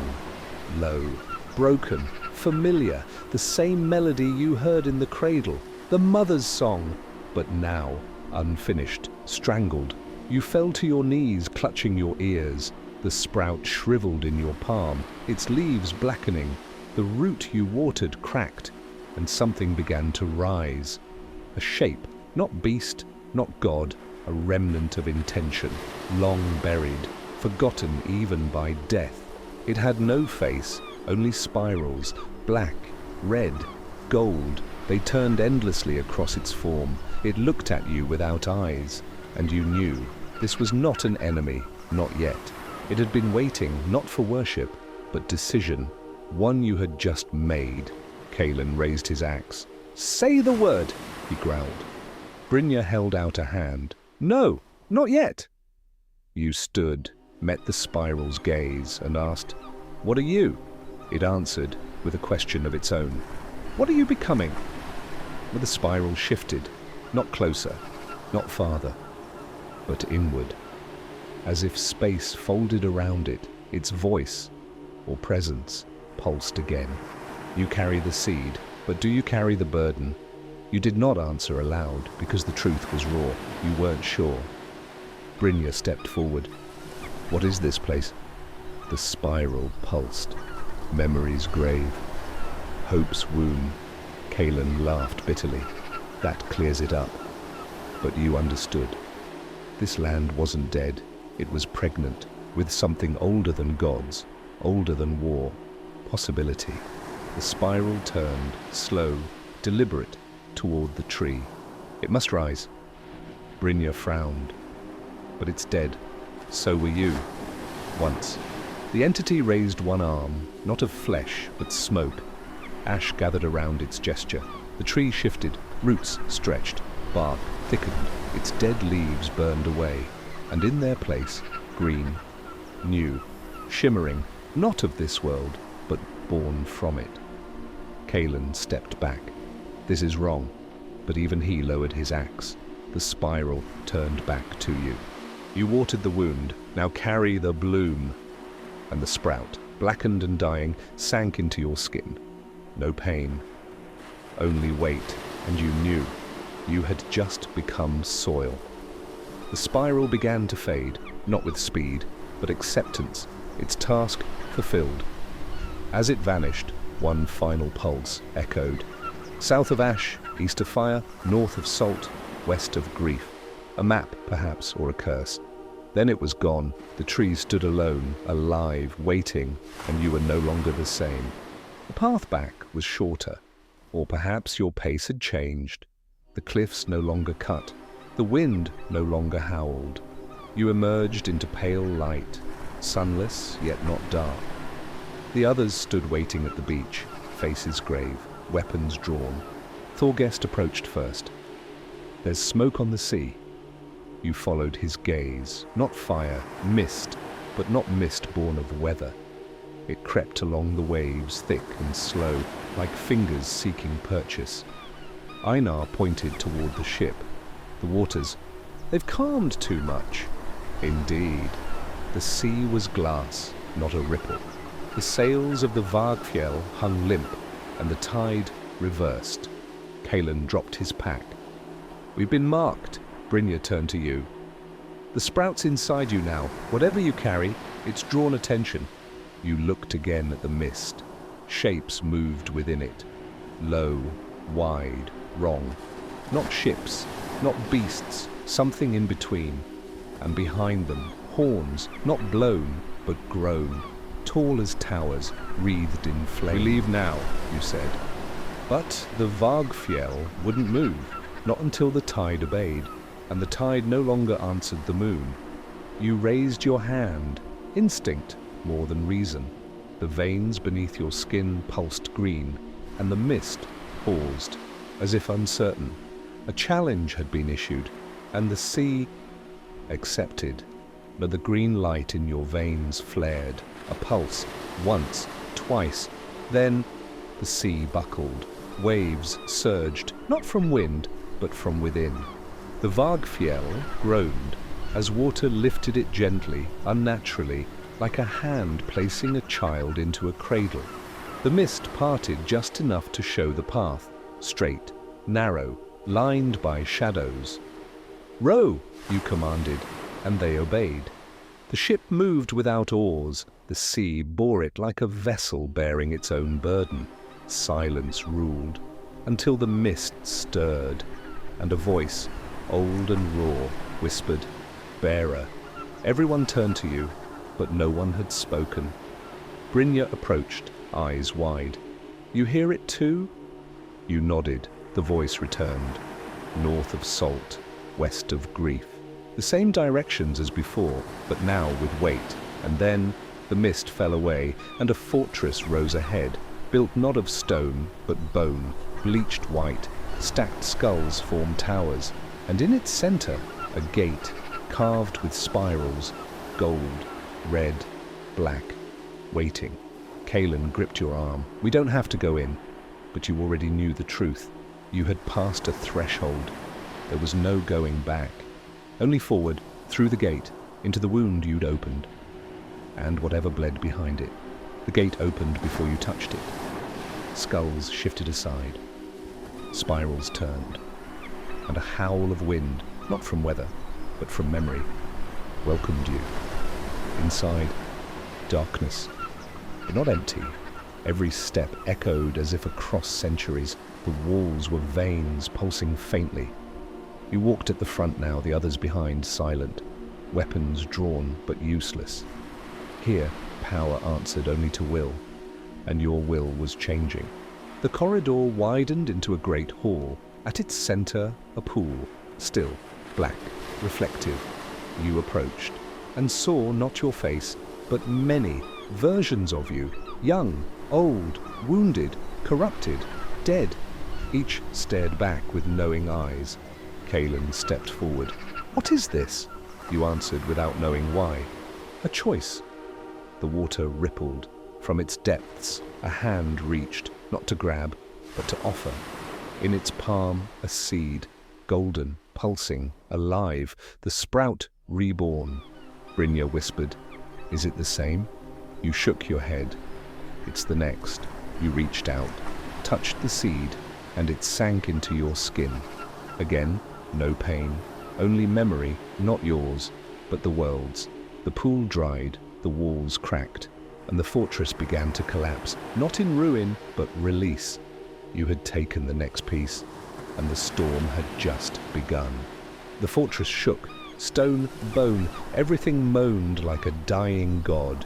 You ran, not away, but ahead, through passageways that reformed around your steps. Kaelin cursed as the floor split behind him. Brynja grabbed Einar's hand, pulling him across collapsing bridges of vertebrae. And still, you led, because the sprout inside you pulsed with certainty. You were not fleeing, you were birthing.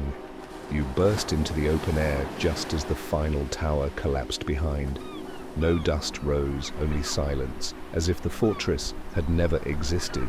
Only the sea remained, still, dark, and then a horn, far off, familiar, answering the one you'd heard in your dreams. You turned to the horizon. There, a fleet, dozens of ships, black sails, no flags, no names, but you knew who they were, the ones who'd buried the sentinels, the ones who'd silenced the first tree. They had returned, not to finish the war, but to start it again. And you were the reason. Brynja placed a hand on your shoulder. "What now?" You closed your eyes, listened, to the wind, to the sea, to the sprout, and then said, "We bloom." And behind you, the tree on the morning coast opened its first flower, of fire.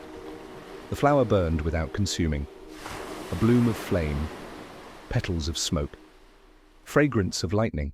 It turned toward the sea, toward the fleet, and sang, not with voice, but with will. A chorus of awakening. The sea boiled, clouds parted, lightning danced between waves. The black-sailed ships slowed, not in fear, in reverence. They knew what had bloomed, what had returned, and so did you. This was not the end, it was a summons. The war buried in myth had risen, but this time the sides had changed. You were no longer heir to the old world, you were root to the next. Kaelin bowed, not to you, but to the flame. Brynja watched the flower, eyes wet, voice steady. "It remembers us." You nodded.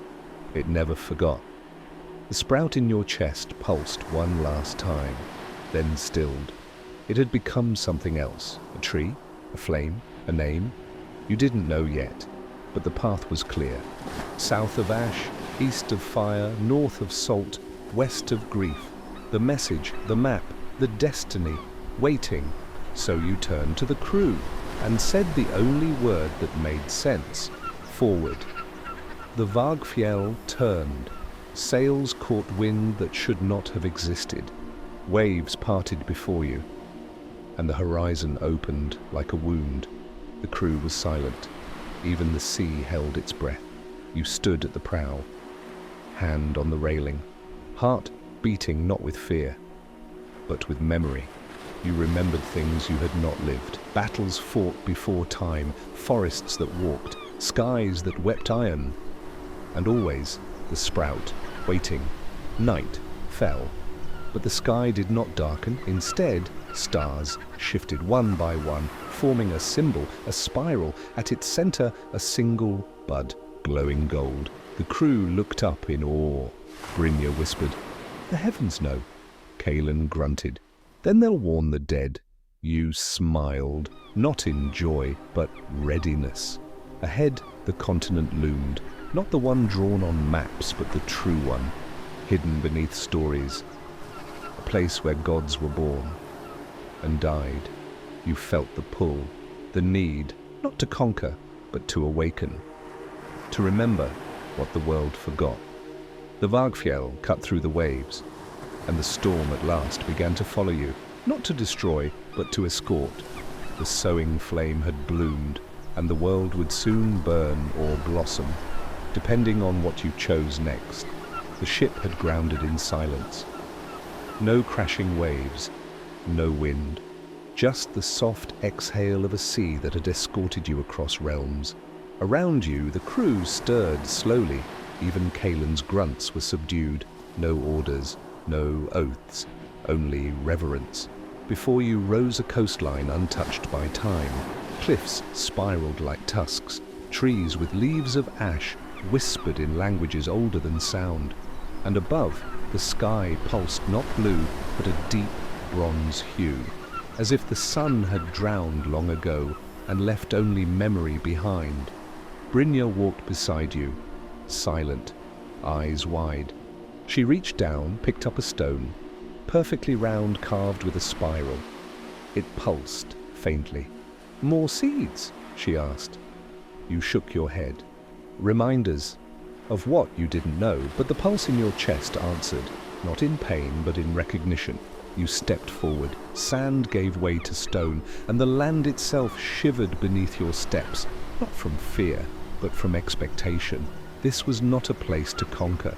It was a place waiting for you, and it remembered your name, even if you had begun to forget it.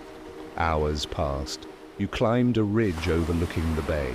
From the peak, the land stretched far inland, a sprawl of ruins, half swallowed by vine and root. Structures not made of stone, but of bone-like coral, arched and spiraled unnaturally. And between them, statues, dozens, hundreds, all faceless, all turned toward the sea, watching, waiting. Brynja knelt beside one. Its arms were stretched out, not in supplication, but in offering. Within its hands, another spiral stone. Kaelin sniffed. Grave markers, or warnings. Einar spoke from behind, or prayers. You said nothing, because you knew they were doors, each a threshold, each demanding remembrance. The pulse in your chest quickened. Your hand brushed your sternum. Warmth, movement. The sprout was shifting, growing, adapting, and then a whisper, not in the wind, but behind your eyes. We waited. A shape moved beyond the farthest statue, tall, shrouded, not shadow, not light. It didn't walk, it unfurled and vanished. The crew readied weapons. You did not, because whatever it was, it hadn't come to kill, it had come to witness. You had arrived, and the land would now respond. You made camp beneath the statue's gaze. No fire, not out of fear. The wind here refused to burn. Torches sparked and hissed, but smoke coiled downward instead of up, as if the earth breathed in instead of out. Still, the cold did not bite. This place did not feel like death. It felt like pause, like the world held its breath. That night, you dreamed, not as yourself, but as something older, rooted, still, buried beneath ages of moss and blood. You saw ships that flew without sails, mountains that breathed, oaths spoken by stars. And you saw the sprout, not in your chest, but towering over cities, its petals wide, its center a flame that hummed songs of truth and ruin. When you awoke, the sky had turned crimson, and someone was watching you. The stranger had no eyes, no mouth, no nose, only a face of smooth clay and a robe of living moss. They knelt beside the spiral stone Brynja had found. and traced its lines with fingers that left glowing trails. You rose. The crew stirred, but no one reached for blades. The stranger spoke, not aloud, but within. "You are late," you replied with your thoughts, unsure how. "We were not told to come." The figure cocked its head. "You were. You just forgot how to listen." It led you inland, past hollow towers, past a tree whose bark was weeping blood that smelled like rain. And then a gate, formed of ribs the size of long ships, covered in runes that shimmered when you looked too long. The figure gestured. "Your choice begins." "What choice?" you asked aloud.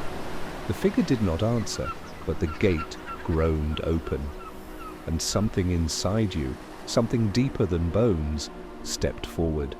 Within, the world changed, no longer cliffs and ash, but a field of glass. Each step sang, each breath shimmered with scents you had no words for: iron, honey, sorrow. The sky was gone, replaced by a dome of slow-turning constellations. At the center stood a tree, dead, charred, its branches cut, its roots coiled around a skeleton larger than any dragon. But from its black trunk, one sprout, small, alive, familiar. It pulsed with your heartbeat. The figure knelt beside it. "This is the last memory of the first flame. What happened to the rest?" "It was spent on mortals, on war, on gods who couldn't carry it." You touched the sprout. It shivered, and so did you. Visions flooded in, yourself, but not you. Another life, a man, a woman, a child.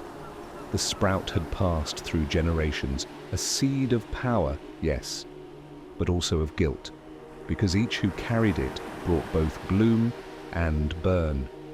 You were not the first, but you may be the last. Brynja's voice called you back. You turned. She had followed. So had Kaelin and Einar, their eyes wide, not with fear, but understanding. Einar approached the skeleton. "Is this a god?" The figure replied, "No, this was the first who tried to become one." Brynja knelt beside the sprout. "It's dying." You looked again. The green had faded. The pulse slowed. The figure nodded. "It's choosing. It always does. It does not choose easily." "What does it want?" you asked. "Not what." And then it happened. The sprout opened, fully, for the first time. Not with fire, but with memory. And you fell. Not in body, but in thought. Spiraling downward into every moment the sprout had lived. 1,000 lifetimes, 1,000 regrets, and in all of them, war. You understood then the flame did not cause conflict. It revealed what was already there. It was not a weapon, it was a mirror, and it had chosen you to hold it again. You awoke on your knees. The field of glass had cracked beneath you. But the sprout stood in your hand now, alive, burning gently. Not flame, not light, something in between. The stranger and the faceless was gone. Only a spiral carved into the glass remained. Kaelin was the first to speak. "What do we do now?" You looked at the sprout, at your crew, at the world waiting beyond the rib gate. "We remember," you said, "and then we choose if it deserves to grow again." You woke up in silence that was no longer hollow. The sprout in your palm pulsed steadily, not with urgency, but with memory. It did not burn you, it did not blind, it simply existed, tethered to your being like an echo of something ancient that had finally found its voice. The air in the glass field had changed, not warmer, not colder, just aware. Brynja sat nearby, hugging her knees. Her eyes hadn't left the sprout since it bloomed. Kaelin paced like a wolf penned. "It should not be in our hands. Something like that. It belongs to none." Einar stood silently at the edge of the cracked glass, staring into the faint shimmer of constellations reflected beneath his boots. No one had spoken of returning to the ship. No one dared speak of what lay ahead. You looked down at the living flame in your hand. its glow no longer golden, now veined with red, like blood in sunlight. The longer you stared, the more you saw shapes shifting in the core. Faces, cities, eyes watching from within, whispers of roads not taken. You closed your fingers around it, and it obeyed, not extinguished, just hidden, like a truth tucked behind teeth. You descended the slope of the glass field. The rib gate had closed behind you, not with force, but absence. Where once the faceless guide had stood, now only a circle remained, etched in the stone. Inside it, the same spiral sigil, pulsing faintly like a heartbeat. Brynja crouched near it, running her fingers across its edge. I think it left us something. You joined her, kneeling. The lines glowed faintly under your skin's shadow. As your fingers traced the spiral, a flash burned through your mind. A memory that wasn't yours, yet belonged to you.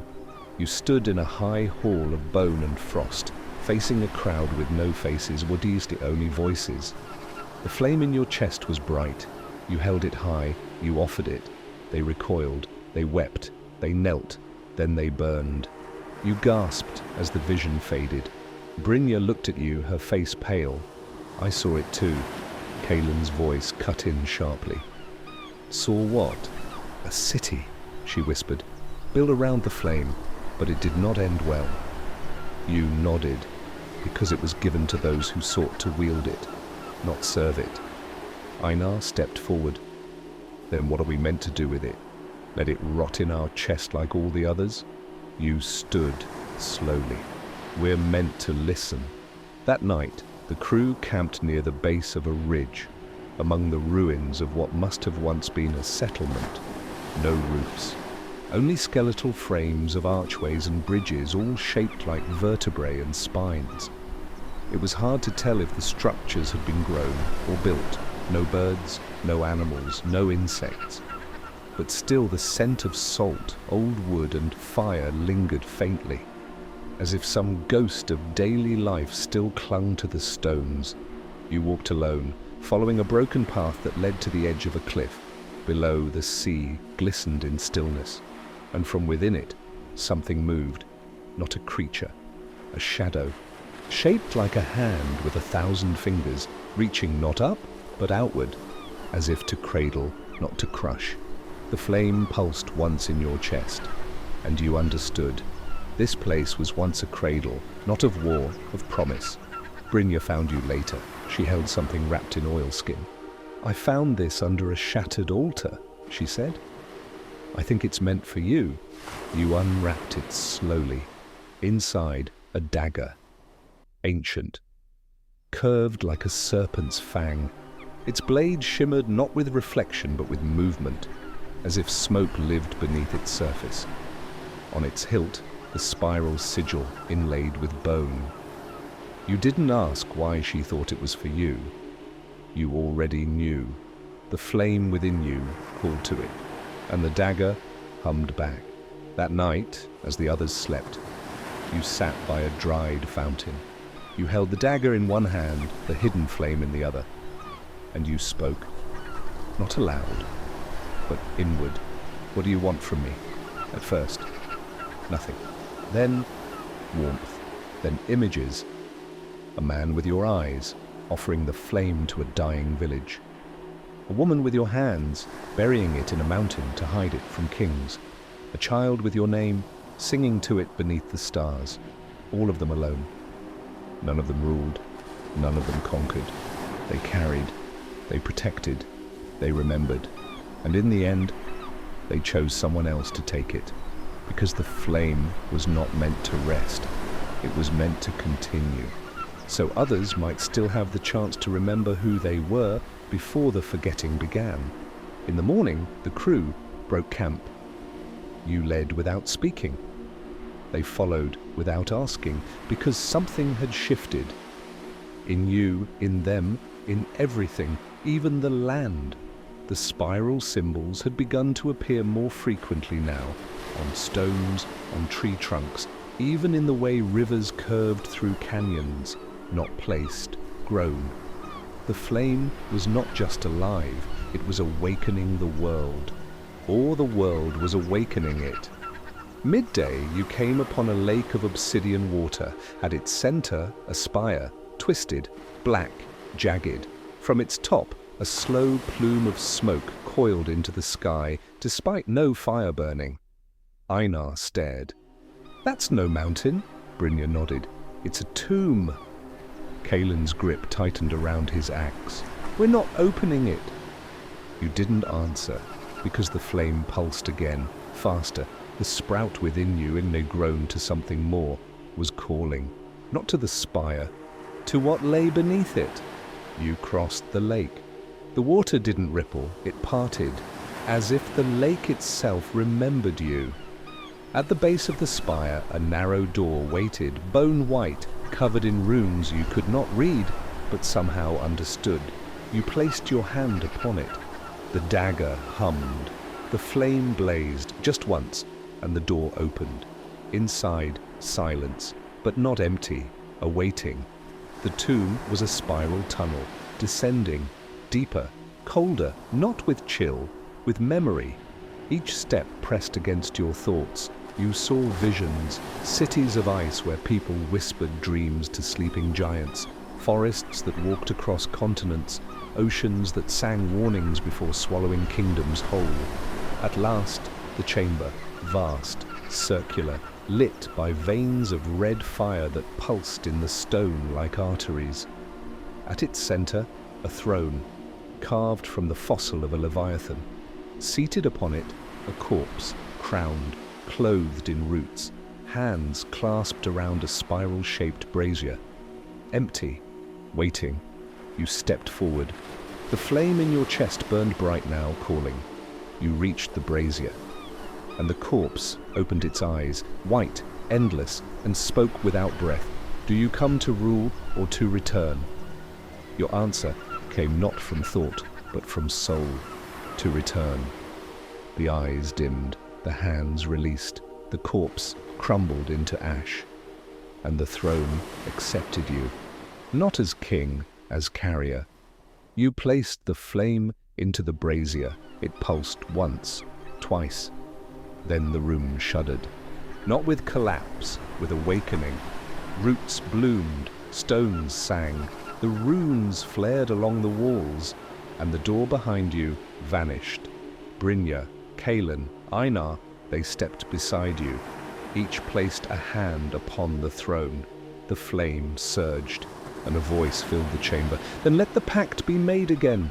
You woke up beneath stone that hummed with memory. The pact had been sealed. The throne had accepted the flame. Yet sleep had taken you the moment the last echo of the ancient voice faded from the chamber. And now, you stirred not by sound, but by absence. The throne was empty. The chamber was cold. The flame gone from the brazier. Yet somehow still within you. Kaelin was the first to speak. "Where is it?" Einar knelt by the throne, tracing the ash where the corpse had sat. The pact was made. That should have been it. Brynja didn't look up. No, it was only the beginning. You stood slowly, and as you did, you felt something tugging at your bones. Not pain, not force, gravity, but not of the earth, of what lies beneath. The spiral runes that had once pulsed across the walls were now inert. Cold veins in ancient stone. You reached for the brazier, but it was no longer warm. Cold, dry, hollow. Then came the wind. Impossible. You were underground. Yet wind stirred from the tunnel, carrying with it a scent not of the sea, nor the earth, but of memory long buried. You stepped toward it. And the chamber behind you closed. No stone moved, no wall shifted. But the path forward was the only path left. You walked for hours more, or was it days? Time unraveled in the deep. The deeper you went, the more your thoughts bent inward. You saw pieces of yourself you did not remember. Speaking languages you'd never learned. Touching hands you'd never held. Standing before fires that no longer burned. You were not only yourself. You were those who carried before, and each one had left behind a wake. At last, the tunnel opened. You emerged into a vast chamber wider than anything you'd known, like a cathedral forged by the earth itself. In the center, a mirror, but not of glass, it was water, black, still, endless. And around it, 13 stones, each one carved with a different symbol. Not runes, not letters. Marks from a time before script. Kaelin approached one and frowned. This one. It's bleeding. Indeed, a trickle of red seeped from the base of the stone, though no wound was visible. Brynja stepped beside another. This one is cracked. Einar stood before a third. This one hums. I can feel it in my teeth. You walked toward the water and saw your reflection, Ydi, except it was not your face. It was all your faces. The man who gave the flame to the dying, the woman who buried it, the child who sang to it, and you, who were all of them, and none. Then the water spoke, not aloud, not in your ears, but in your blood. What is carried must be weighed. One by one, your companions stepped back. The stones began to shift, slowly, groaning as if waking from centuries of silence. The red from the bleeding stone pulled toward the center. The cracked one fractured louder, the humming one screamed, and the mirror rippled. You reached forward and touched it. You were no longer standing, you were sinking, not into water, not into thought, but into wake. You saw every time the flame had changed hands, every betrayal, every salvation, every death, not of people but of worlds. You saw a city in the sky, reduced to glass, a forest that birthed a king who could not die, and in his endlessness lost all memory, a tribe that swallowed the flame in hope, only to birth 1,000 voices that screamed with no mouths, and in all of them a shadow, not of evil, but of choice denied. The flame was never the problem, it was those who refused to listen. You opened your eyes. You stood on the surface of the mirror once more, alone, no Kaelin, no Brynja, no Einar, only the stones, and 13 thrones, one beneath each symbol, now occupied. You stepped back in shock.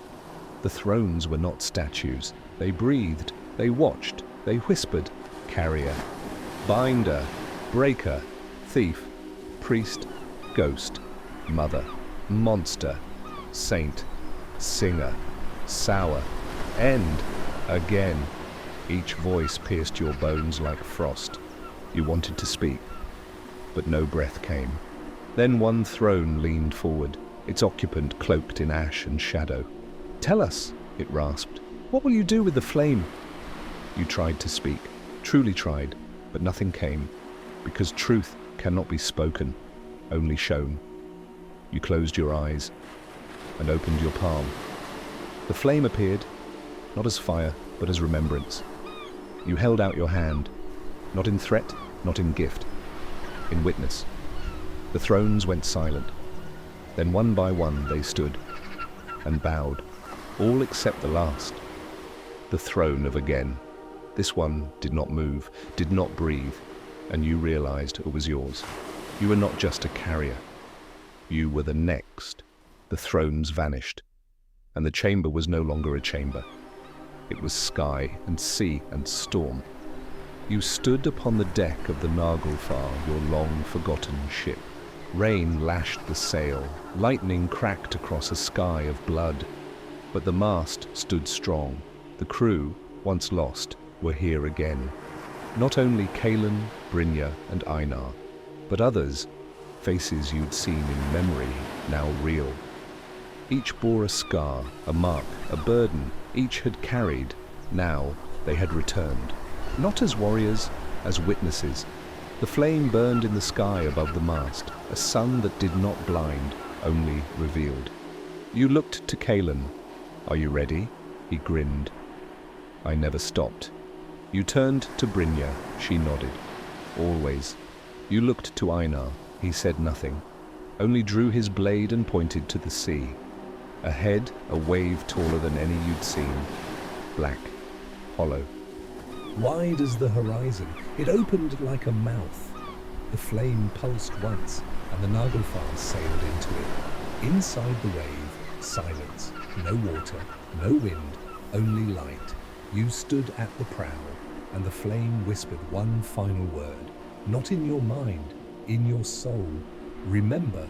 Then everything shattered. You stood at the prow stood still.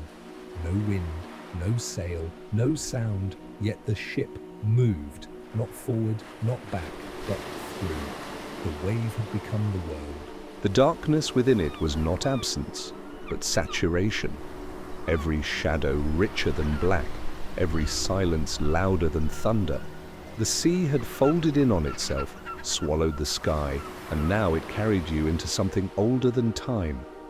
And still, the flame hovered, above the mast, unmoving, a pale gold sphere without heat, without flicker.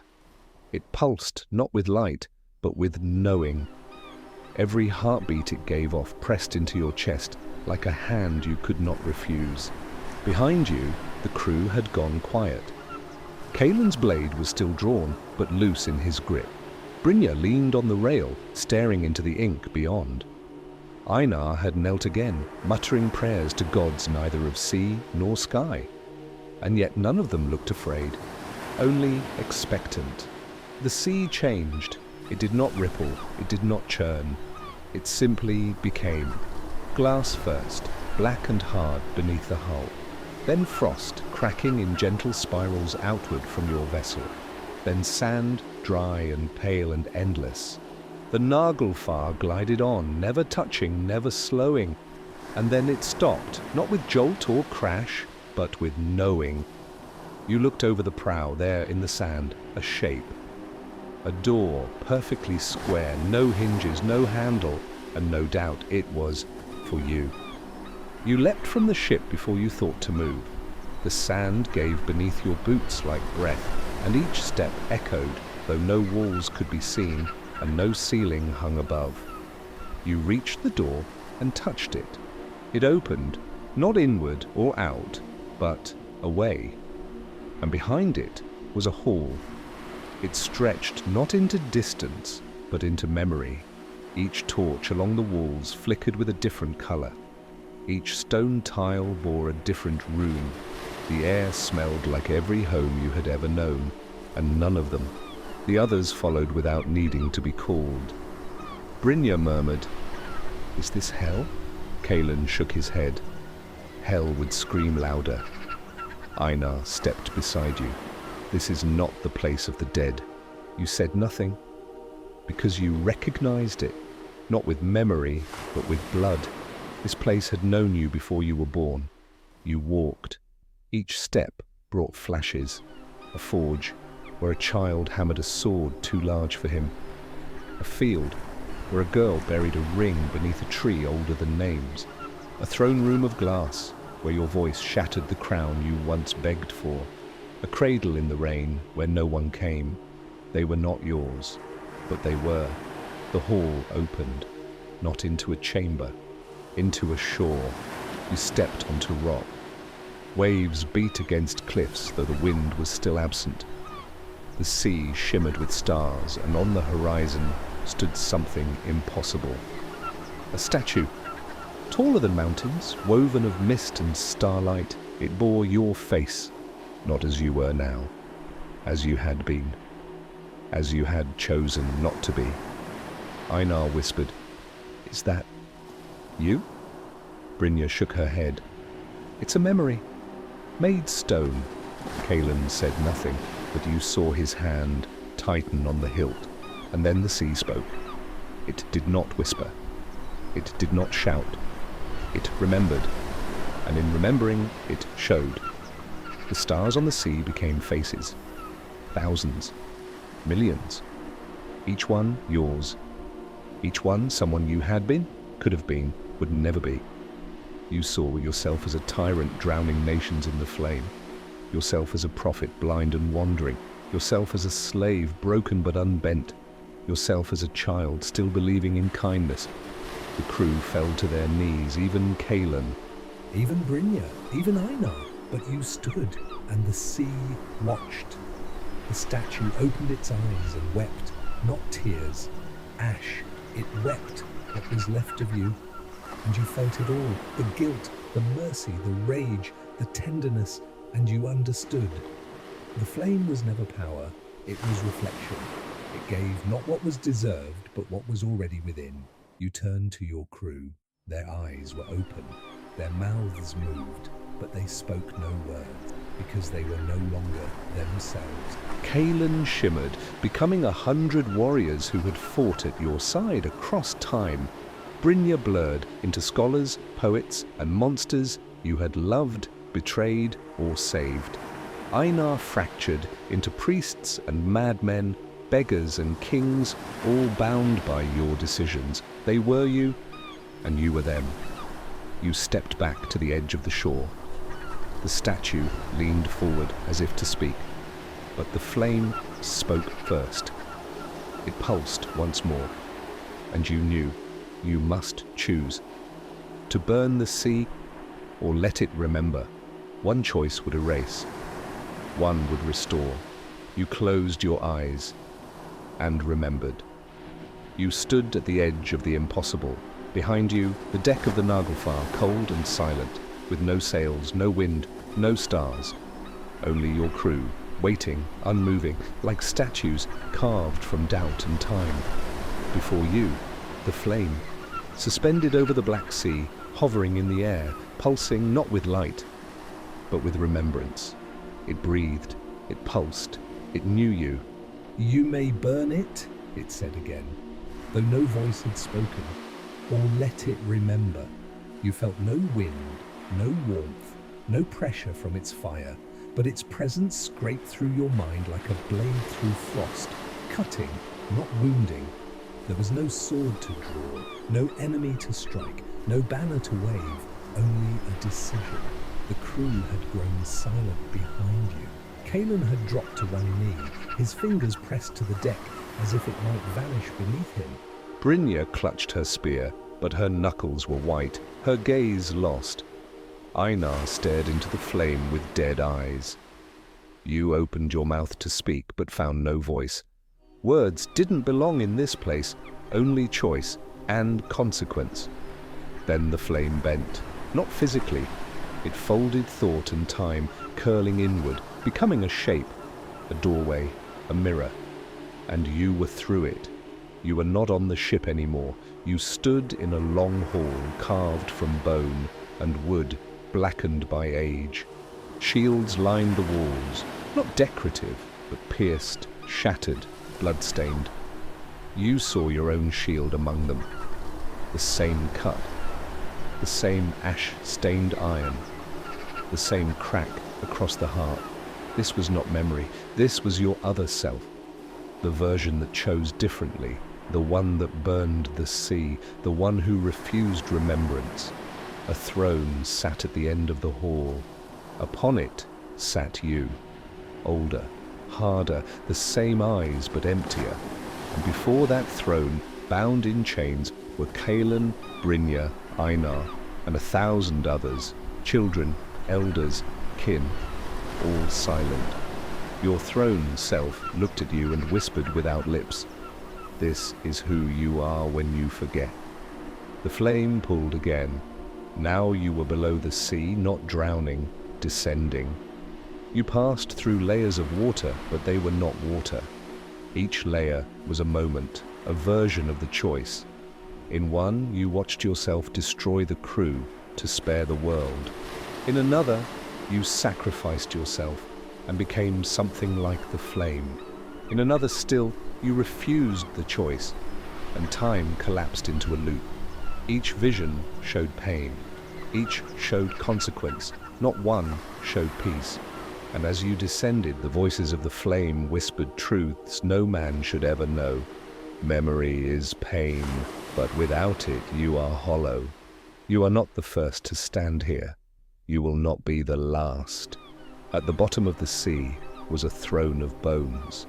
Upon it sat a skeleton, covered in seaweed and barnacles, eyes long gone, but tears still wet on its cheekbones. You knew him? He was the first captain of the Naglfar. Around his skeletal feet lay the ashes of the sea, not water, not earth. A substance of memory crystallized.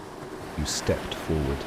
He raised a hand, and with that gesture, memory flowed into you. You remembered the first voyage, the true reason the sea wept. The name of the flame before it was flame, the betrayal that birthed the blackness, the choice that birthed you. It wasn't about what to do with the sea, it was about who would bear its truth. The flame returned. You stood once again before it, now fully aware. You saw the two paths burn the sea, erase the memory of all that came before, the wars, the betrayals, the truth, the gods, the monsters, the grief, the hope, the self. You would become peaceful, but empty. Your crew would survive, but become shadows of what they were. The world would sail blindly into silence.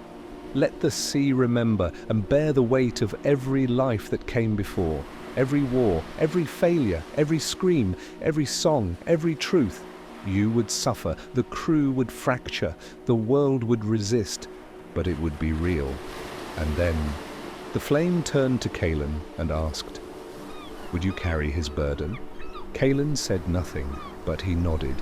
The flame turned to Brynja. "Would you die again for his memory?" She knelt.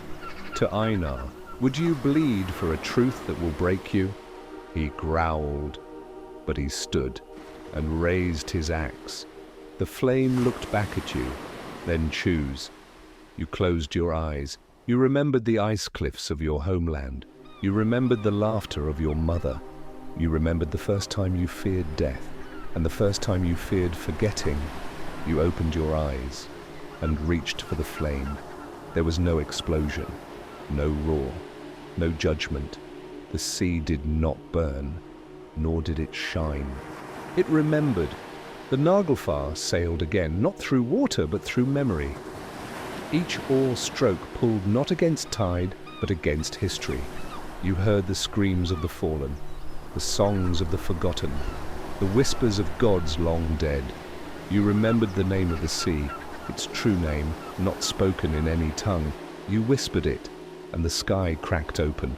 From the breach came the voices of those who had never been born, calling your name, because you had chosen, because you had not run. At the edge of the world stood a shore made of bone and root and ash. The Naglfar arrived. The crew disembarked, not younger, not older, but changed. Einar carried silence where there had been rage. Brynja walked barefoot, weeping, not from pain, but release.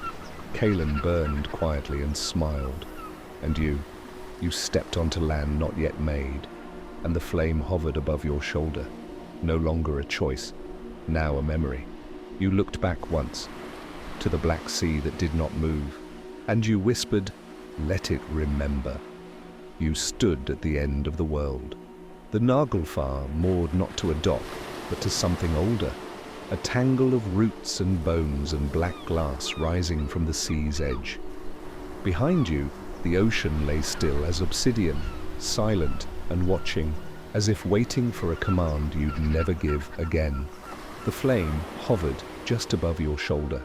It no longer pulsed. It simply was, like breath, like memory, like grief. You stepped off the ship, and your boots touched ground that had never known footsteps, land beyond maps, land outside time, land meant for those who remembered. Your crew followed, Kalen still marked by fire but no longer ruled by it. Brynja, her face streaked with ash and tears, walked without her spear for the first time in years. Einar, quiet as frost, carried the remains of his broken axe, like a relic of a world that didn't need war anymore. None of them spoke. You didn't need to. The path ahead was not carved. It waited to be written. You moved through a valley of petrified trees, each one bent like it had once screamed. The wind blew upward, not across, and it carried not cold, but sound, echoes, laughter, screams, prayers, songs. You heard your own voice, younger, fearful, angry, hopeful, and still you walked. Eventually, the trees opened to reveal a plain made of scorched earth and feathers, white and black, mingled, brittle.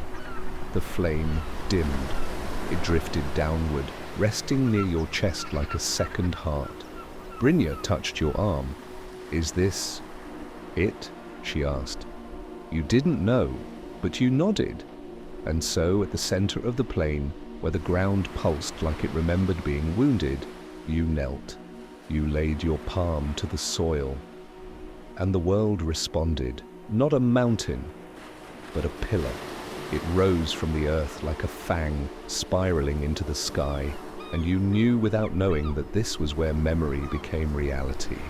Kalen was the first to move. He began to climb without a word. The others followed. You climbed last.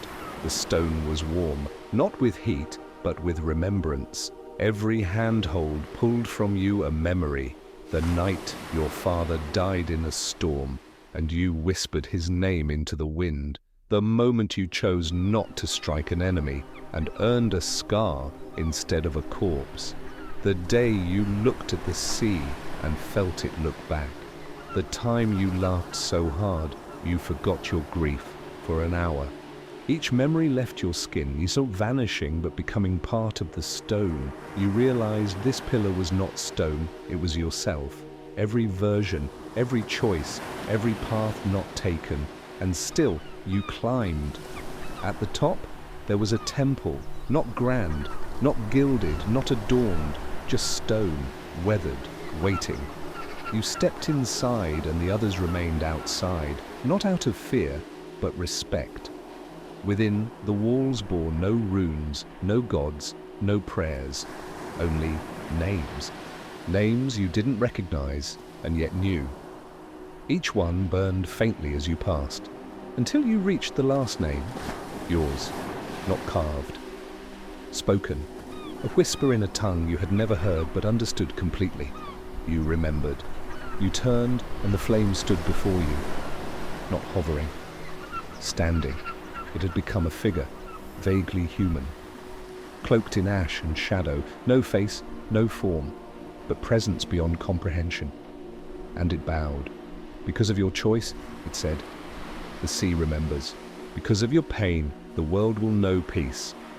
Because of your truth, the next storm will not be blind. You tried to speak, but words fell short. So you stepped forward. You reached out, and you touched it. In that instant, you felt everything. You became the child born during a storm in a long-forgotten fjord. You became the warrior who died whispering the name of his wife. You became the song sung by a dying mother so her son would not fear the dark. You became the last whisper of a god before the world turned cold. You became the first breath of a child who would one day write your story in stone. You became memory, not a person, a witness. And when the vision faded, you were not alone. The flame no longer stood before you. It was within you. You descended the pillar. Each step reversed the climb, not erasing, but integrating. Your crew waited at the base. They saw you and saw something else behind your eyes. Kalen nodded. Brynja smiled through tears. Einar said nothing, but he knelt. You did not speak. You raised your hand, and the black sea far behind you began to move again. It did not rage, it breathed. Ships began to form, not of wood and sail, but of memory and story and song. Others would come. Others would find this place, but they would not come blind. Because of you, the sky grew dark one last time, not in anger, but in reverence. Clouds twisted into shapes you almost recognized. The storm came, wind, rain, thunder, but it did not strike. It danced. The ship groaned behind you, Naglfar, but no longer cursed, no longer burdened. It was a vessel now, not of death, but of truth. You and your crew boarded once more. No sails, no rudder, no destination. You did not need one. The storm would carry you. As you vanished into the horizon, you looked back one final time. The land of memory shrank behind you. The flame within your chest pulsed once. And you whispered, "Let the world remember." And the sea replied, "It always does."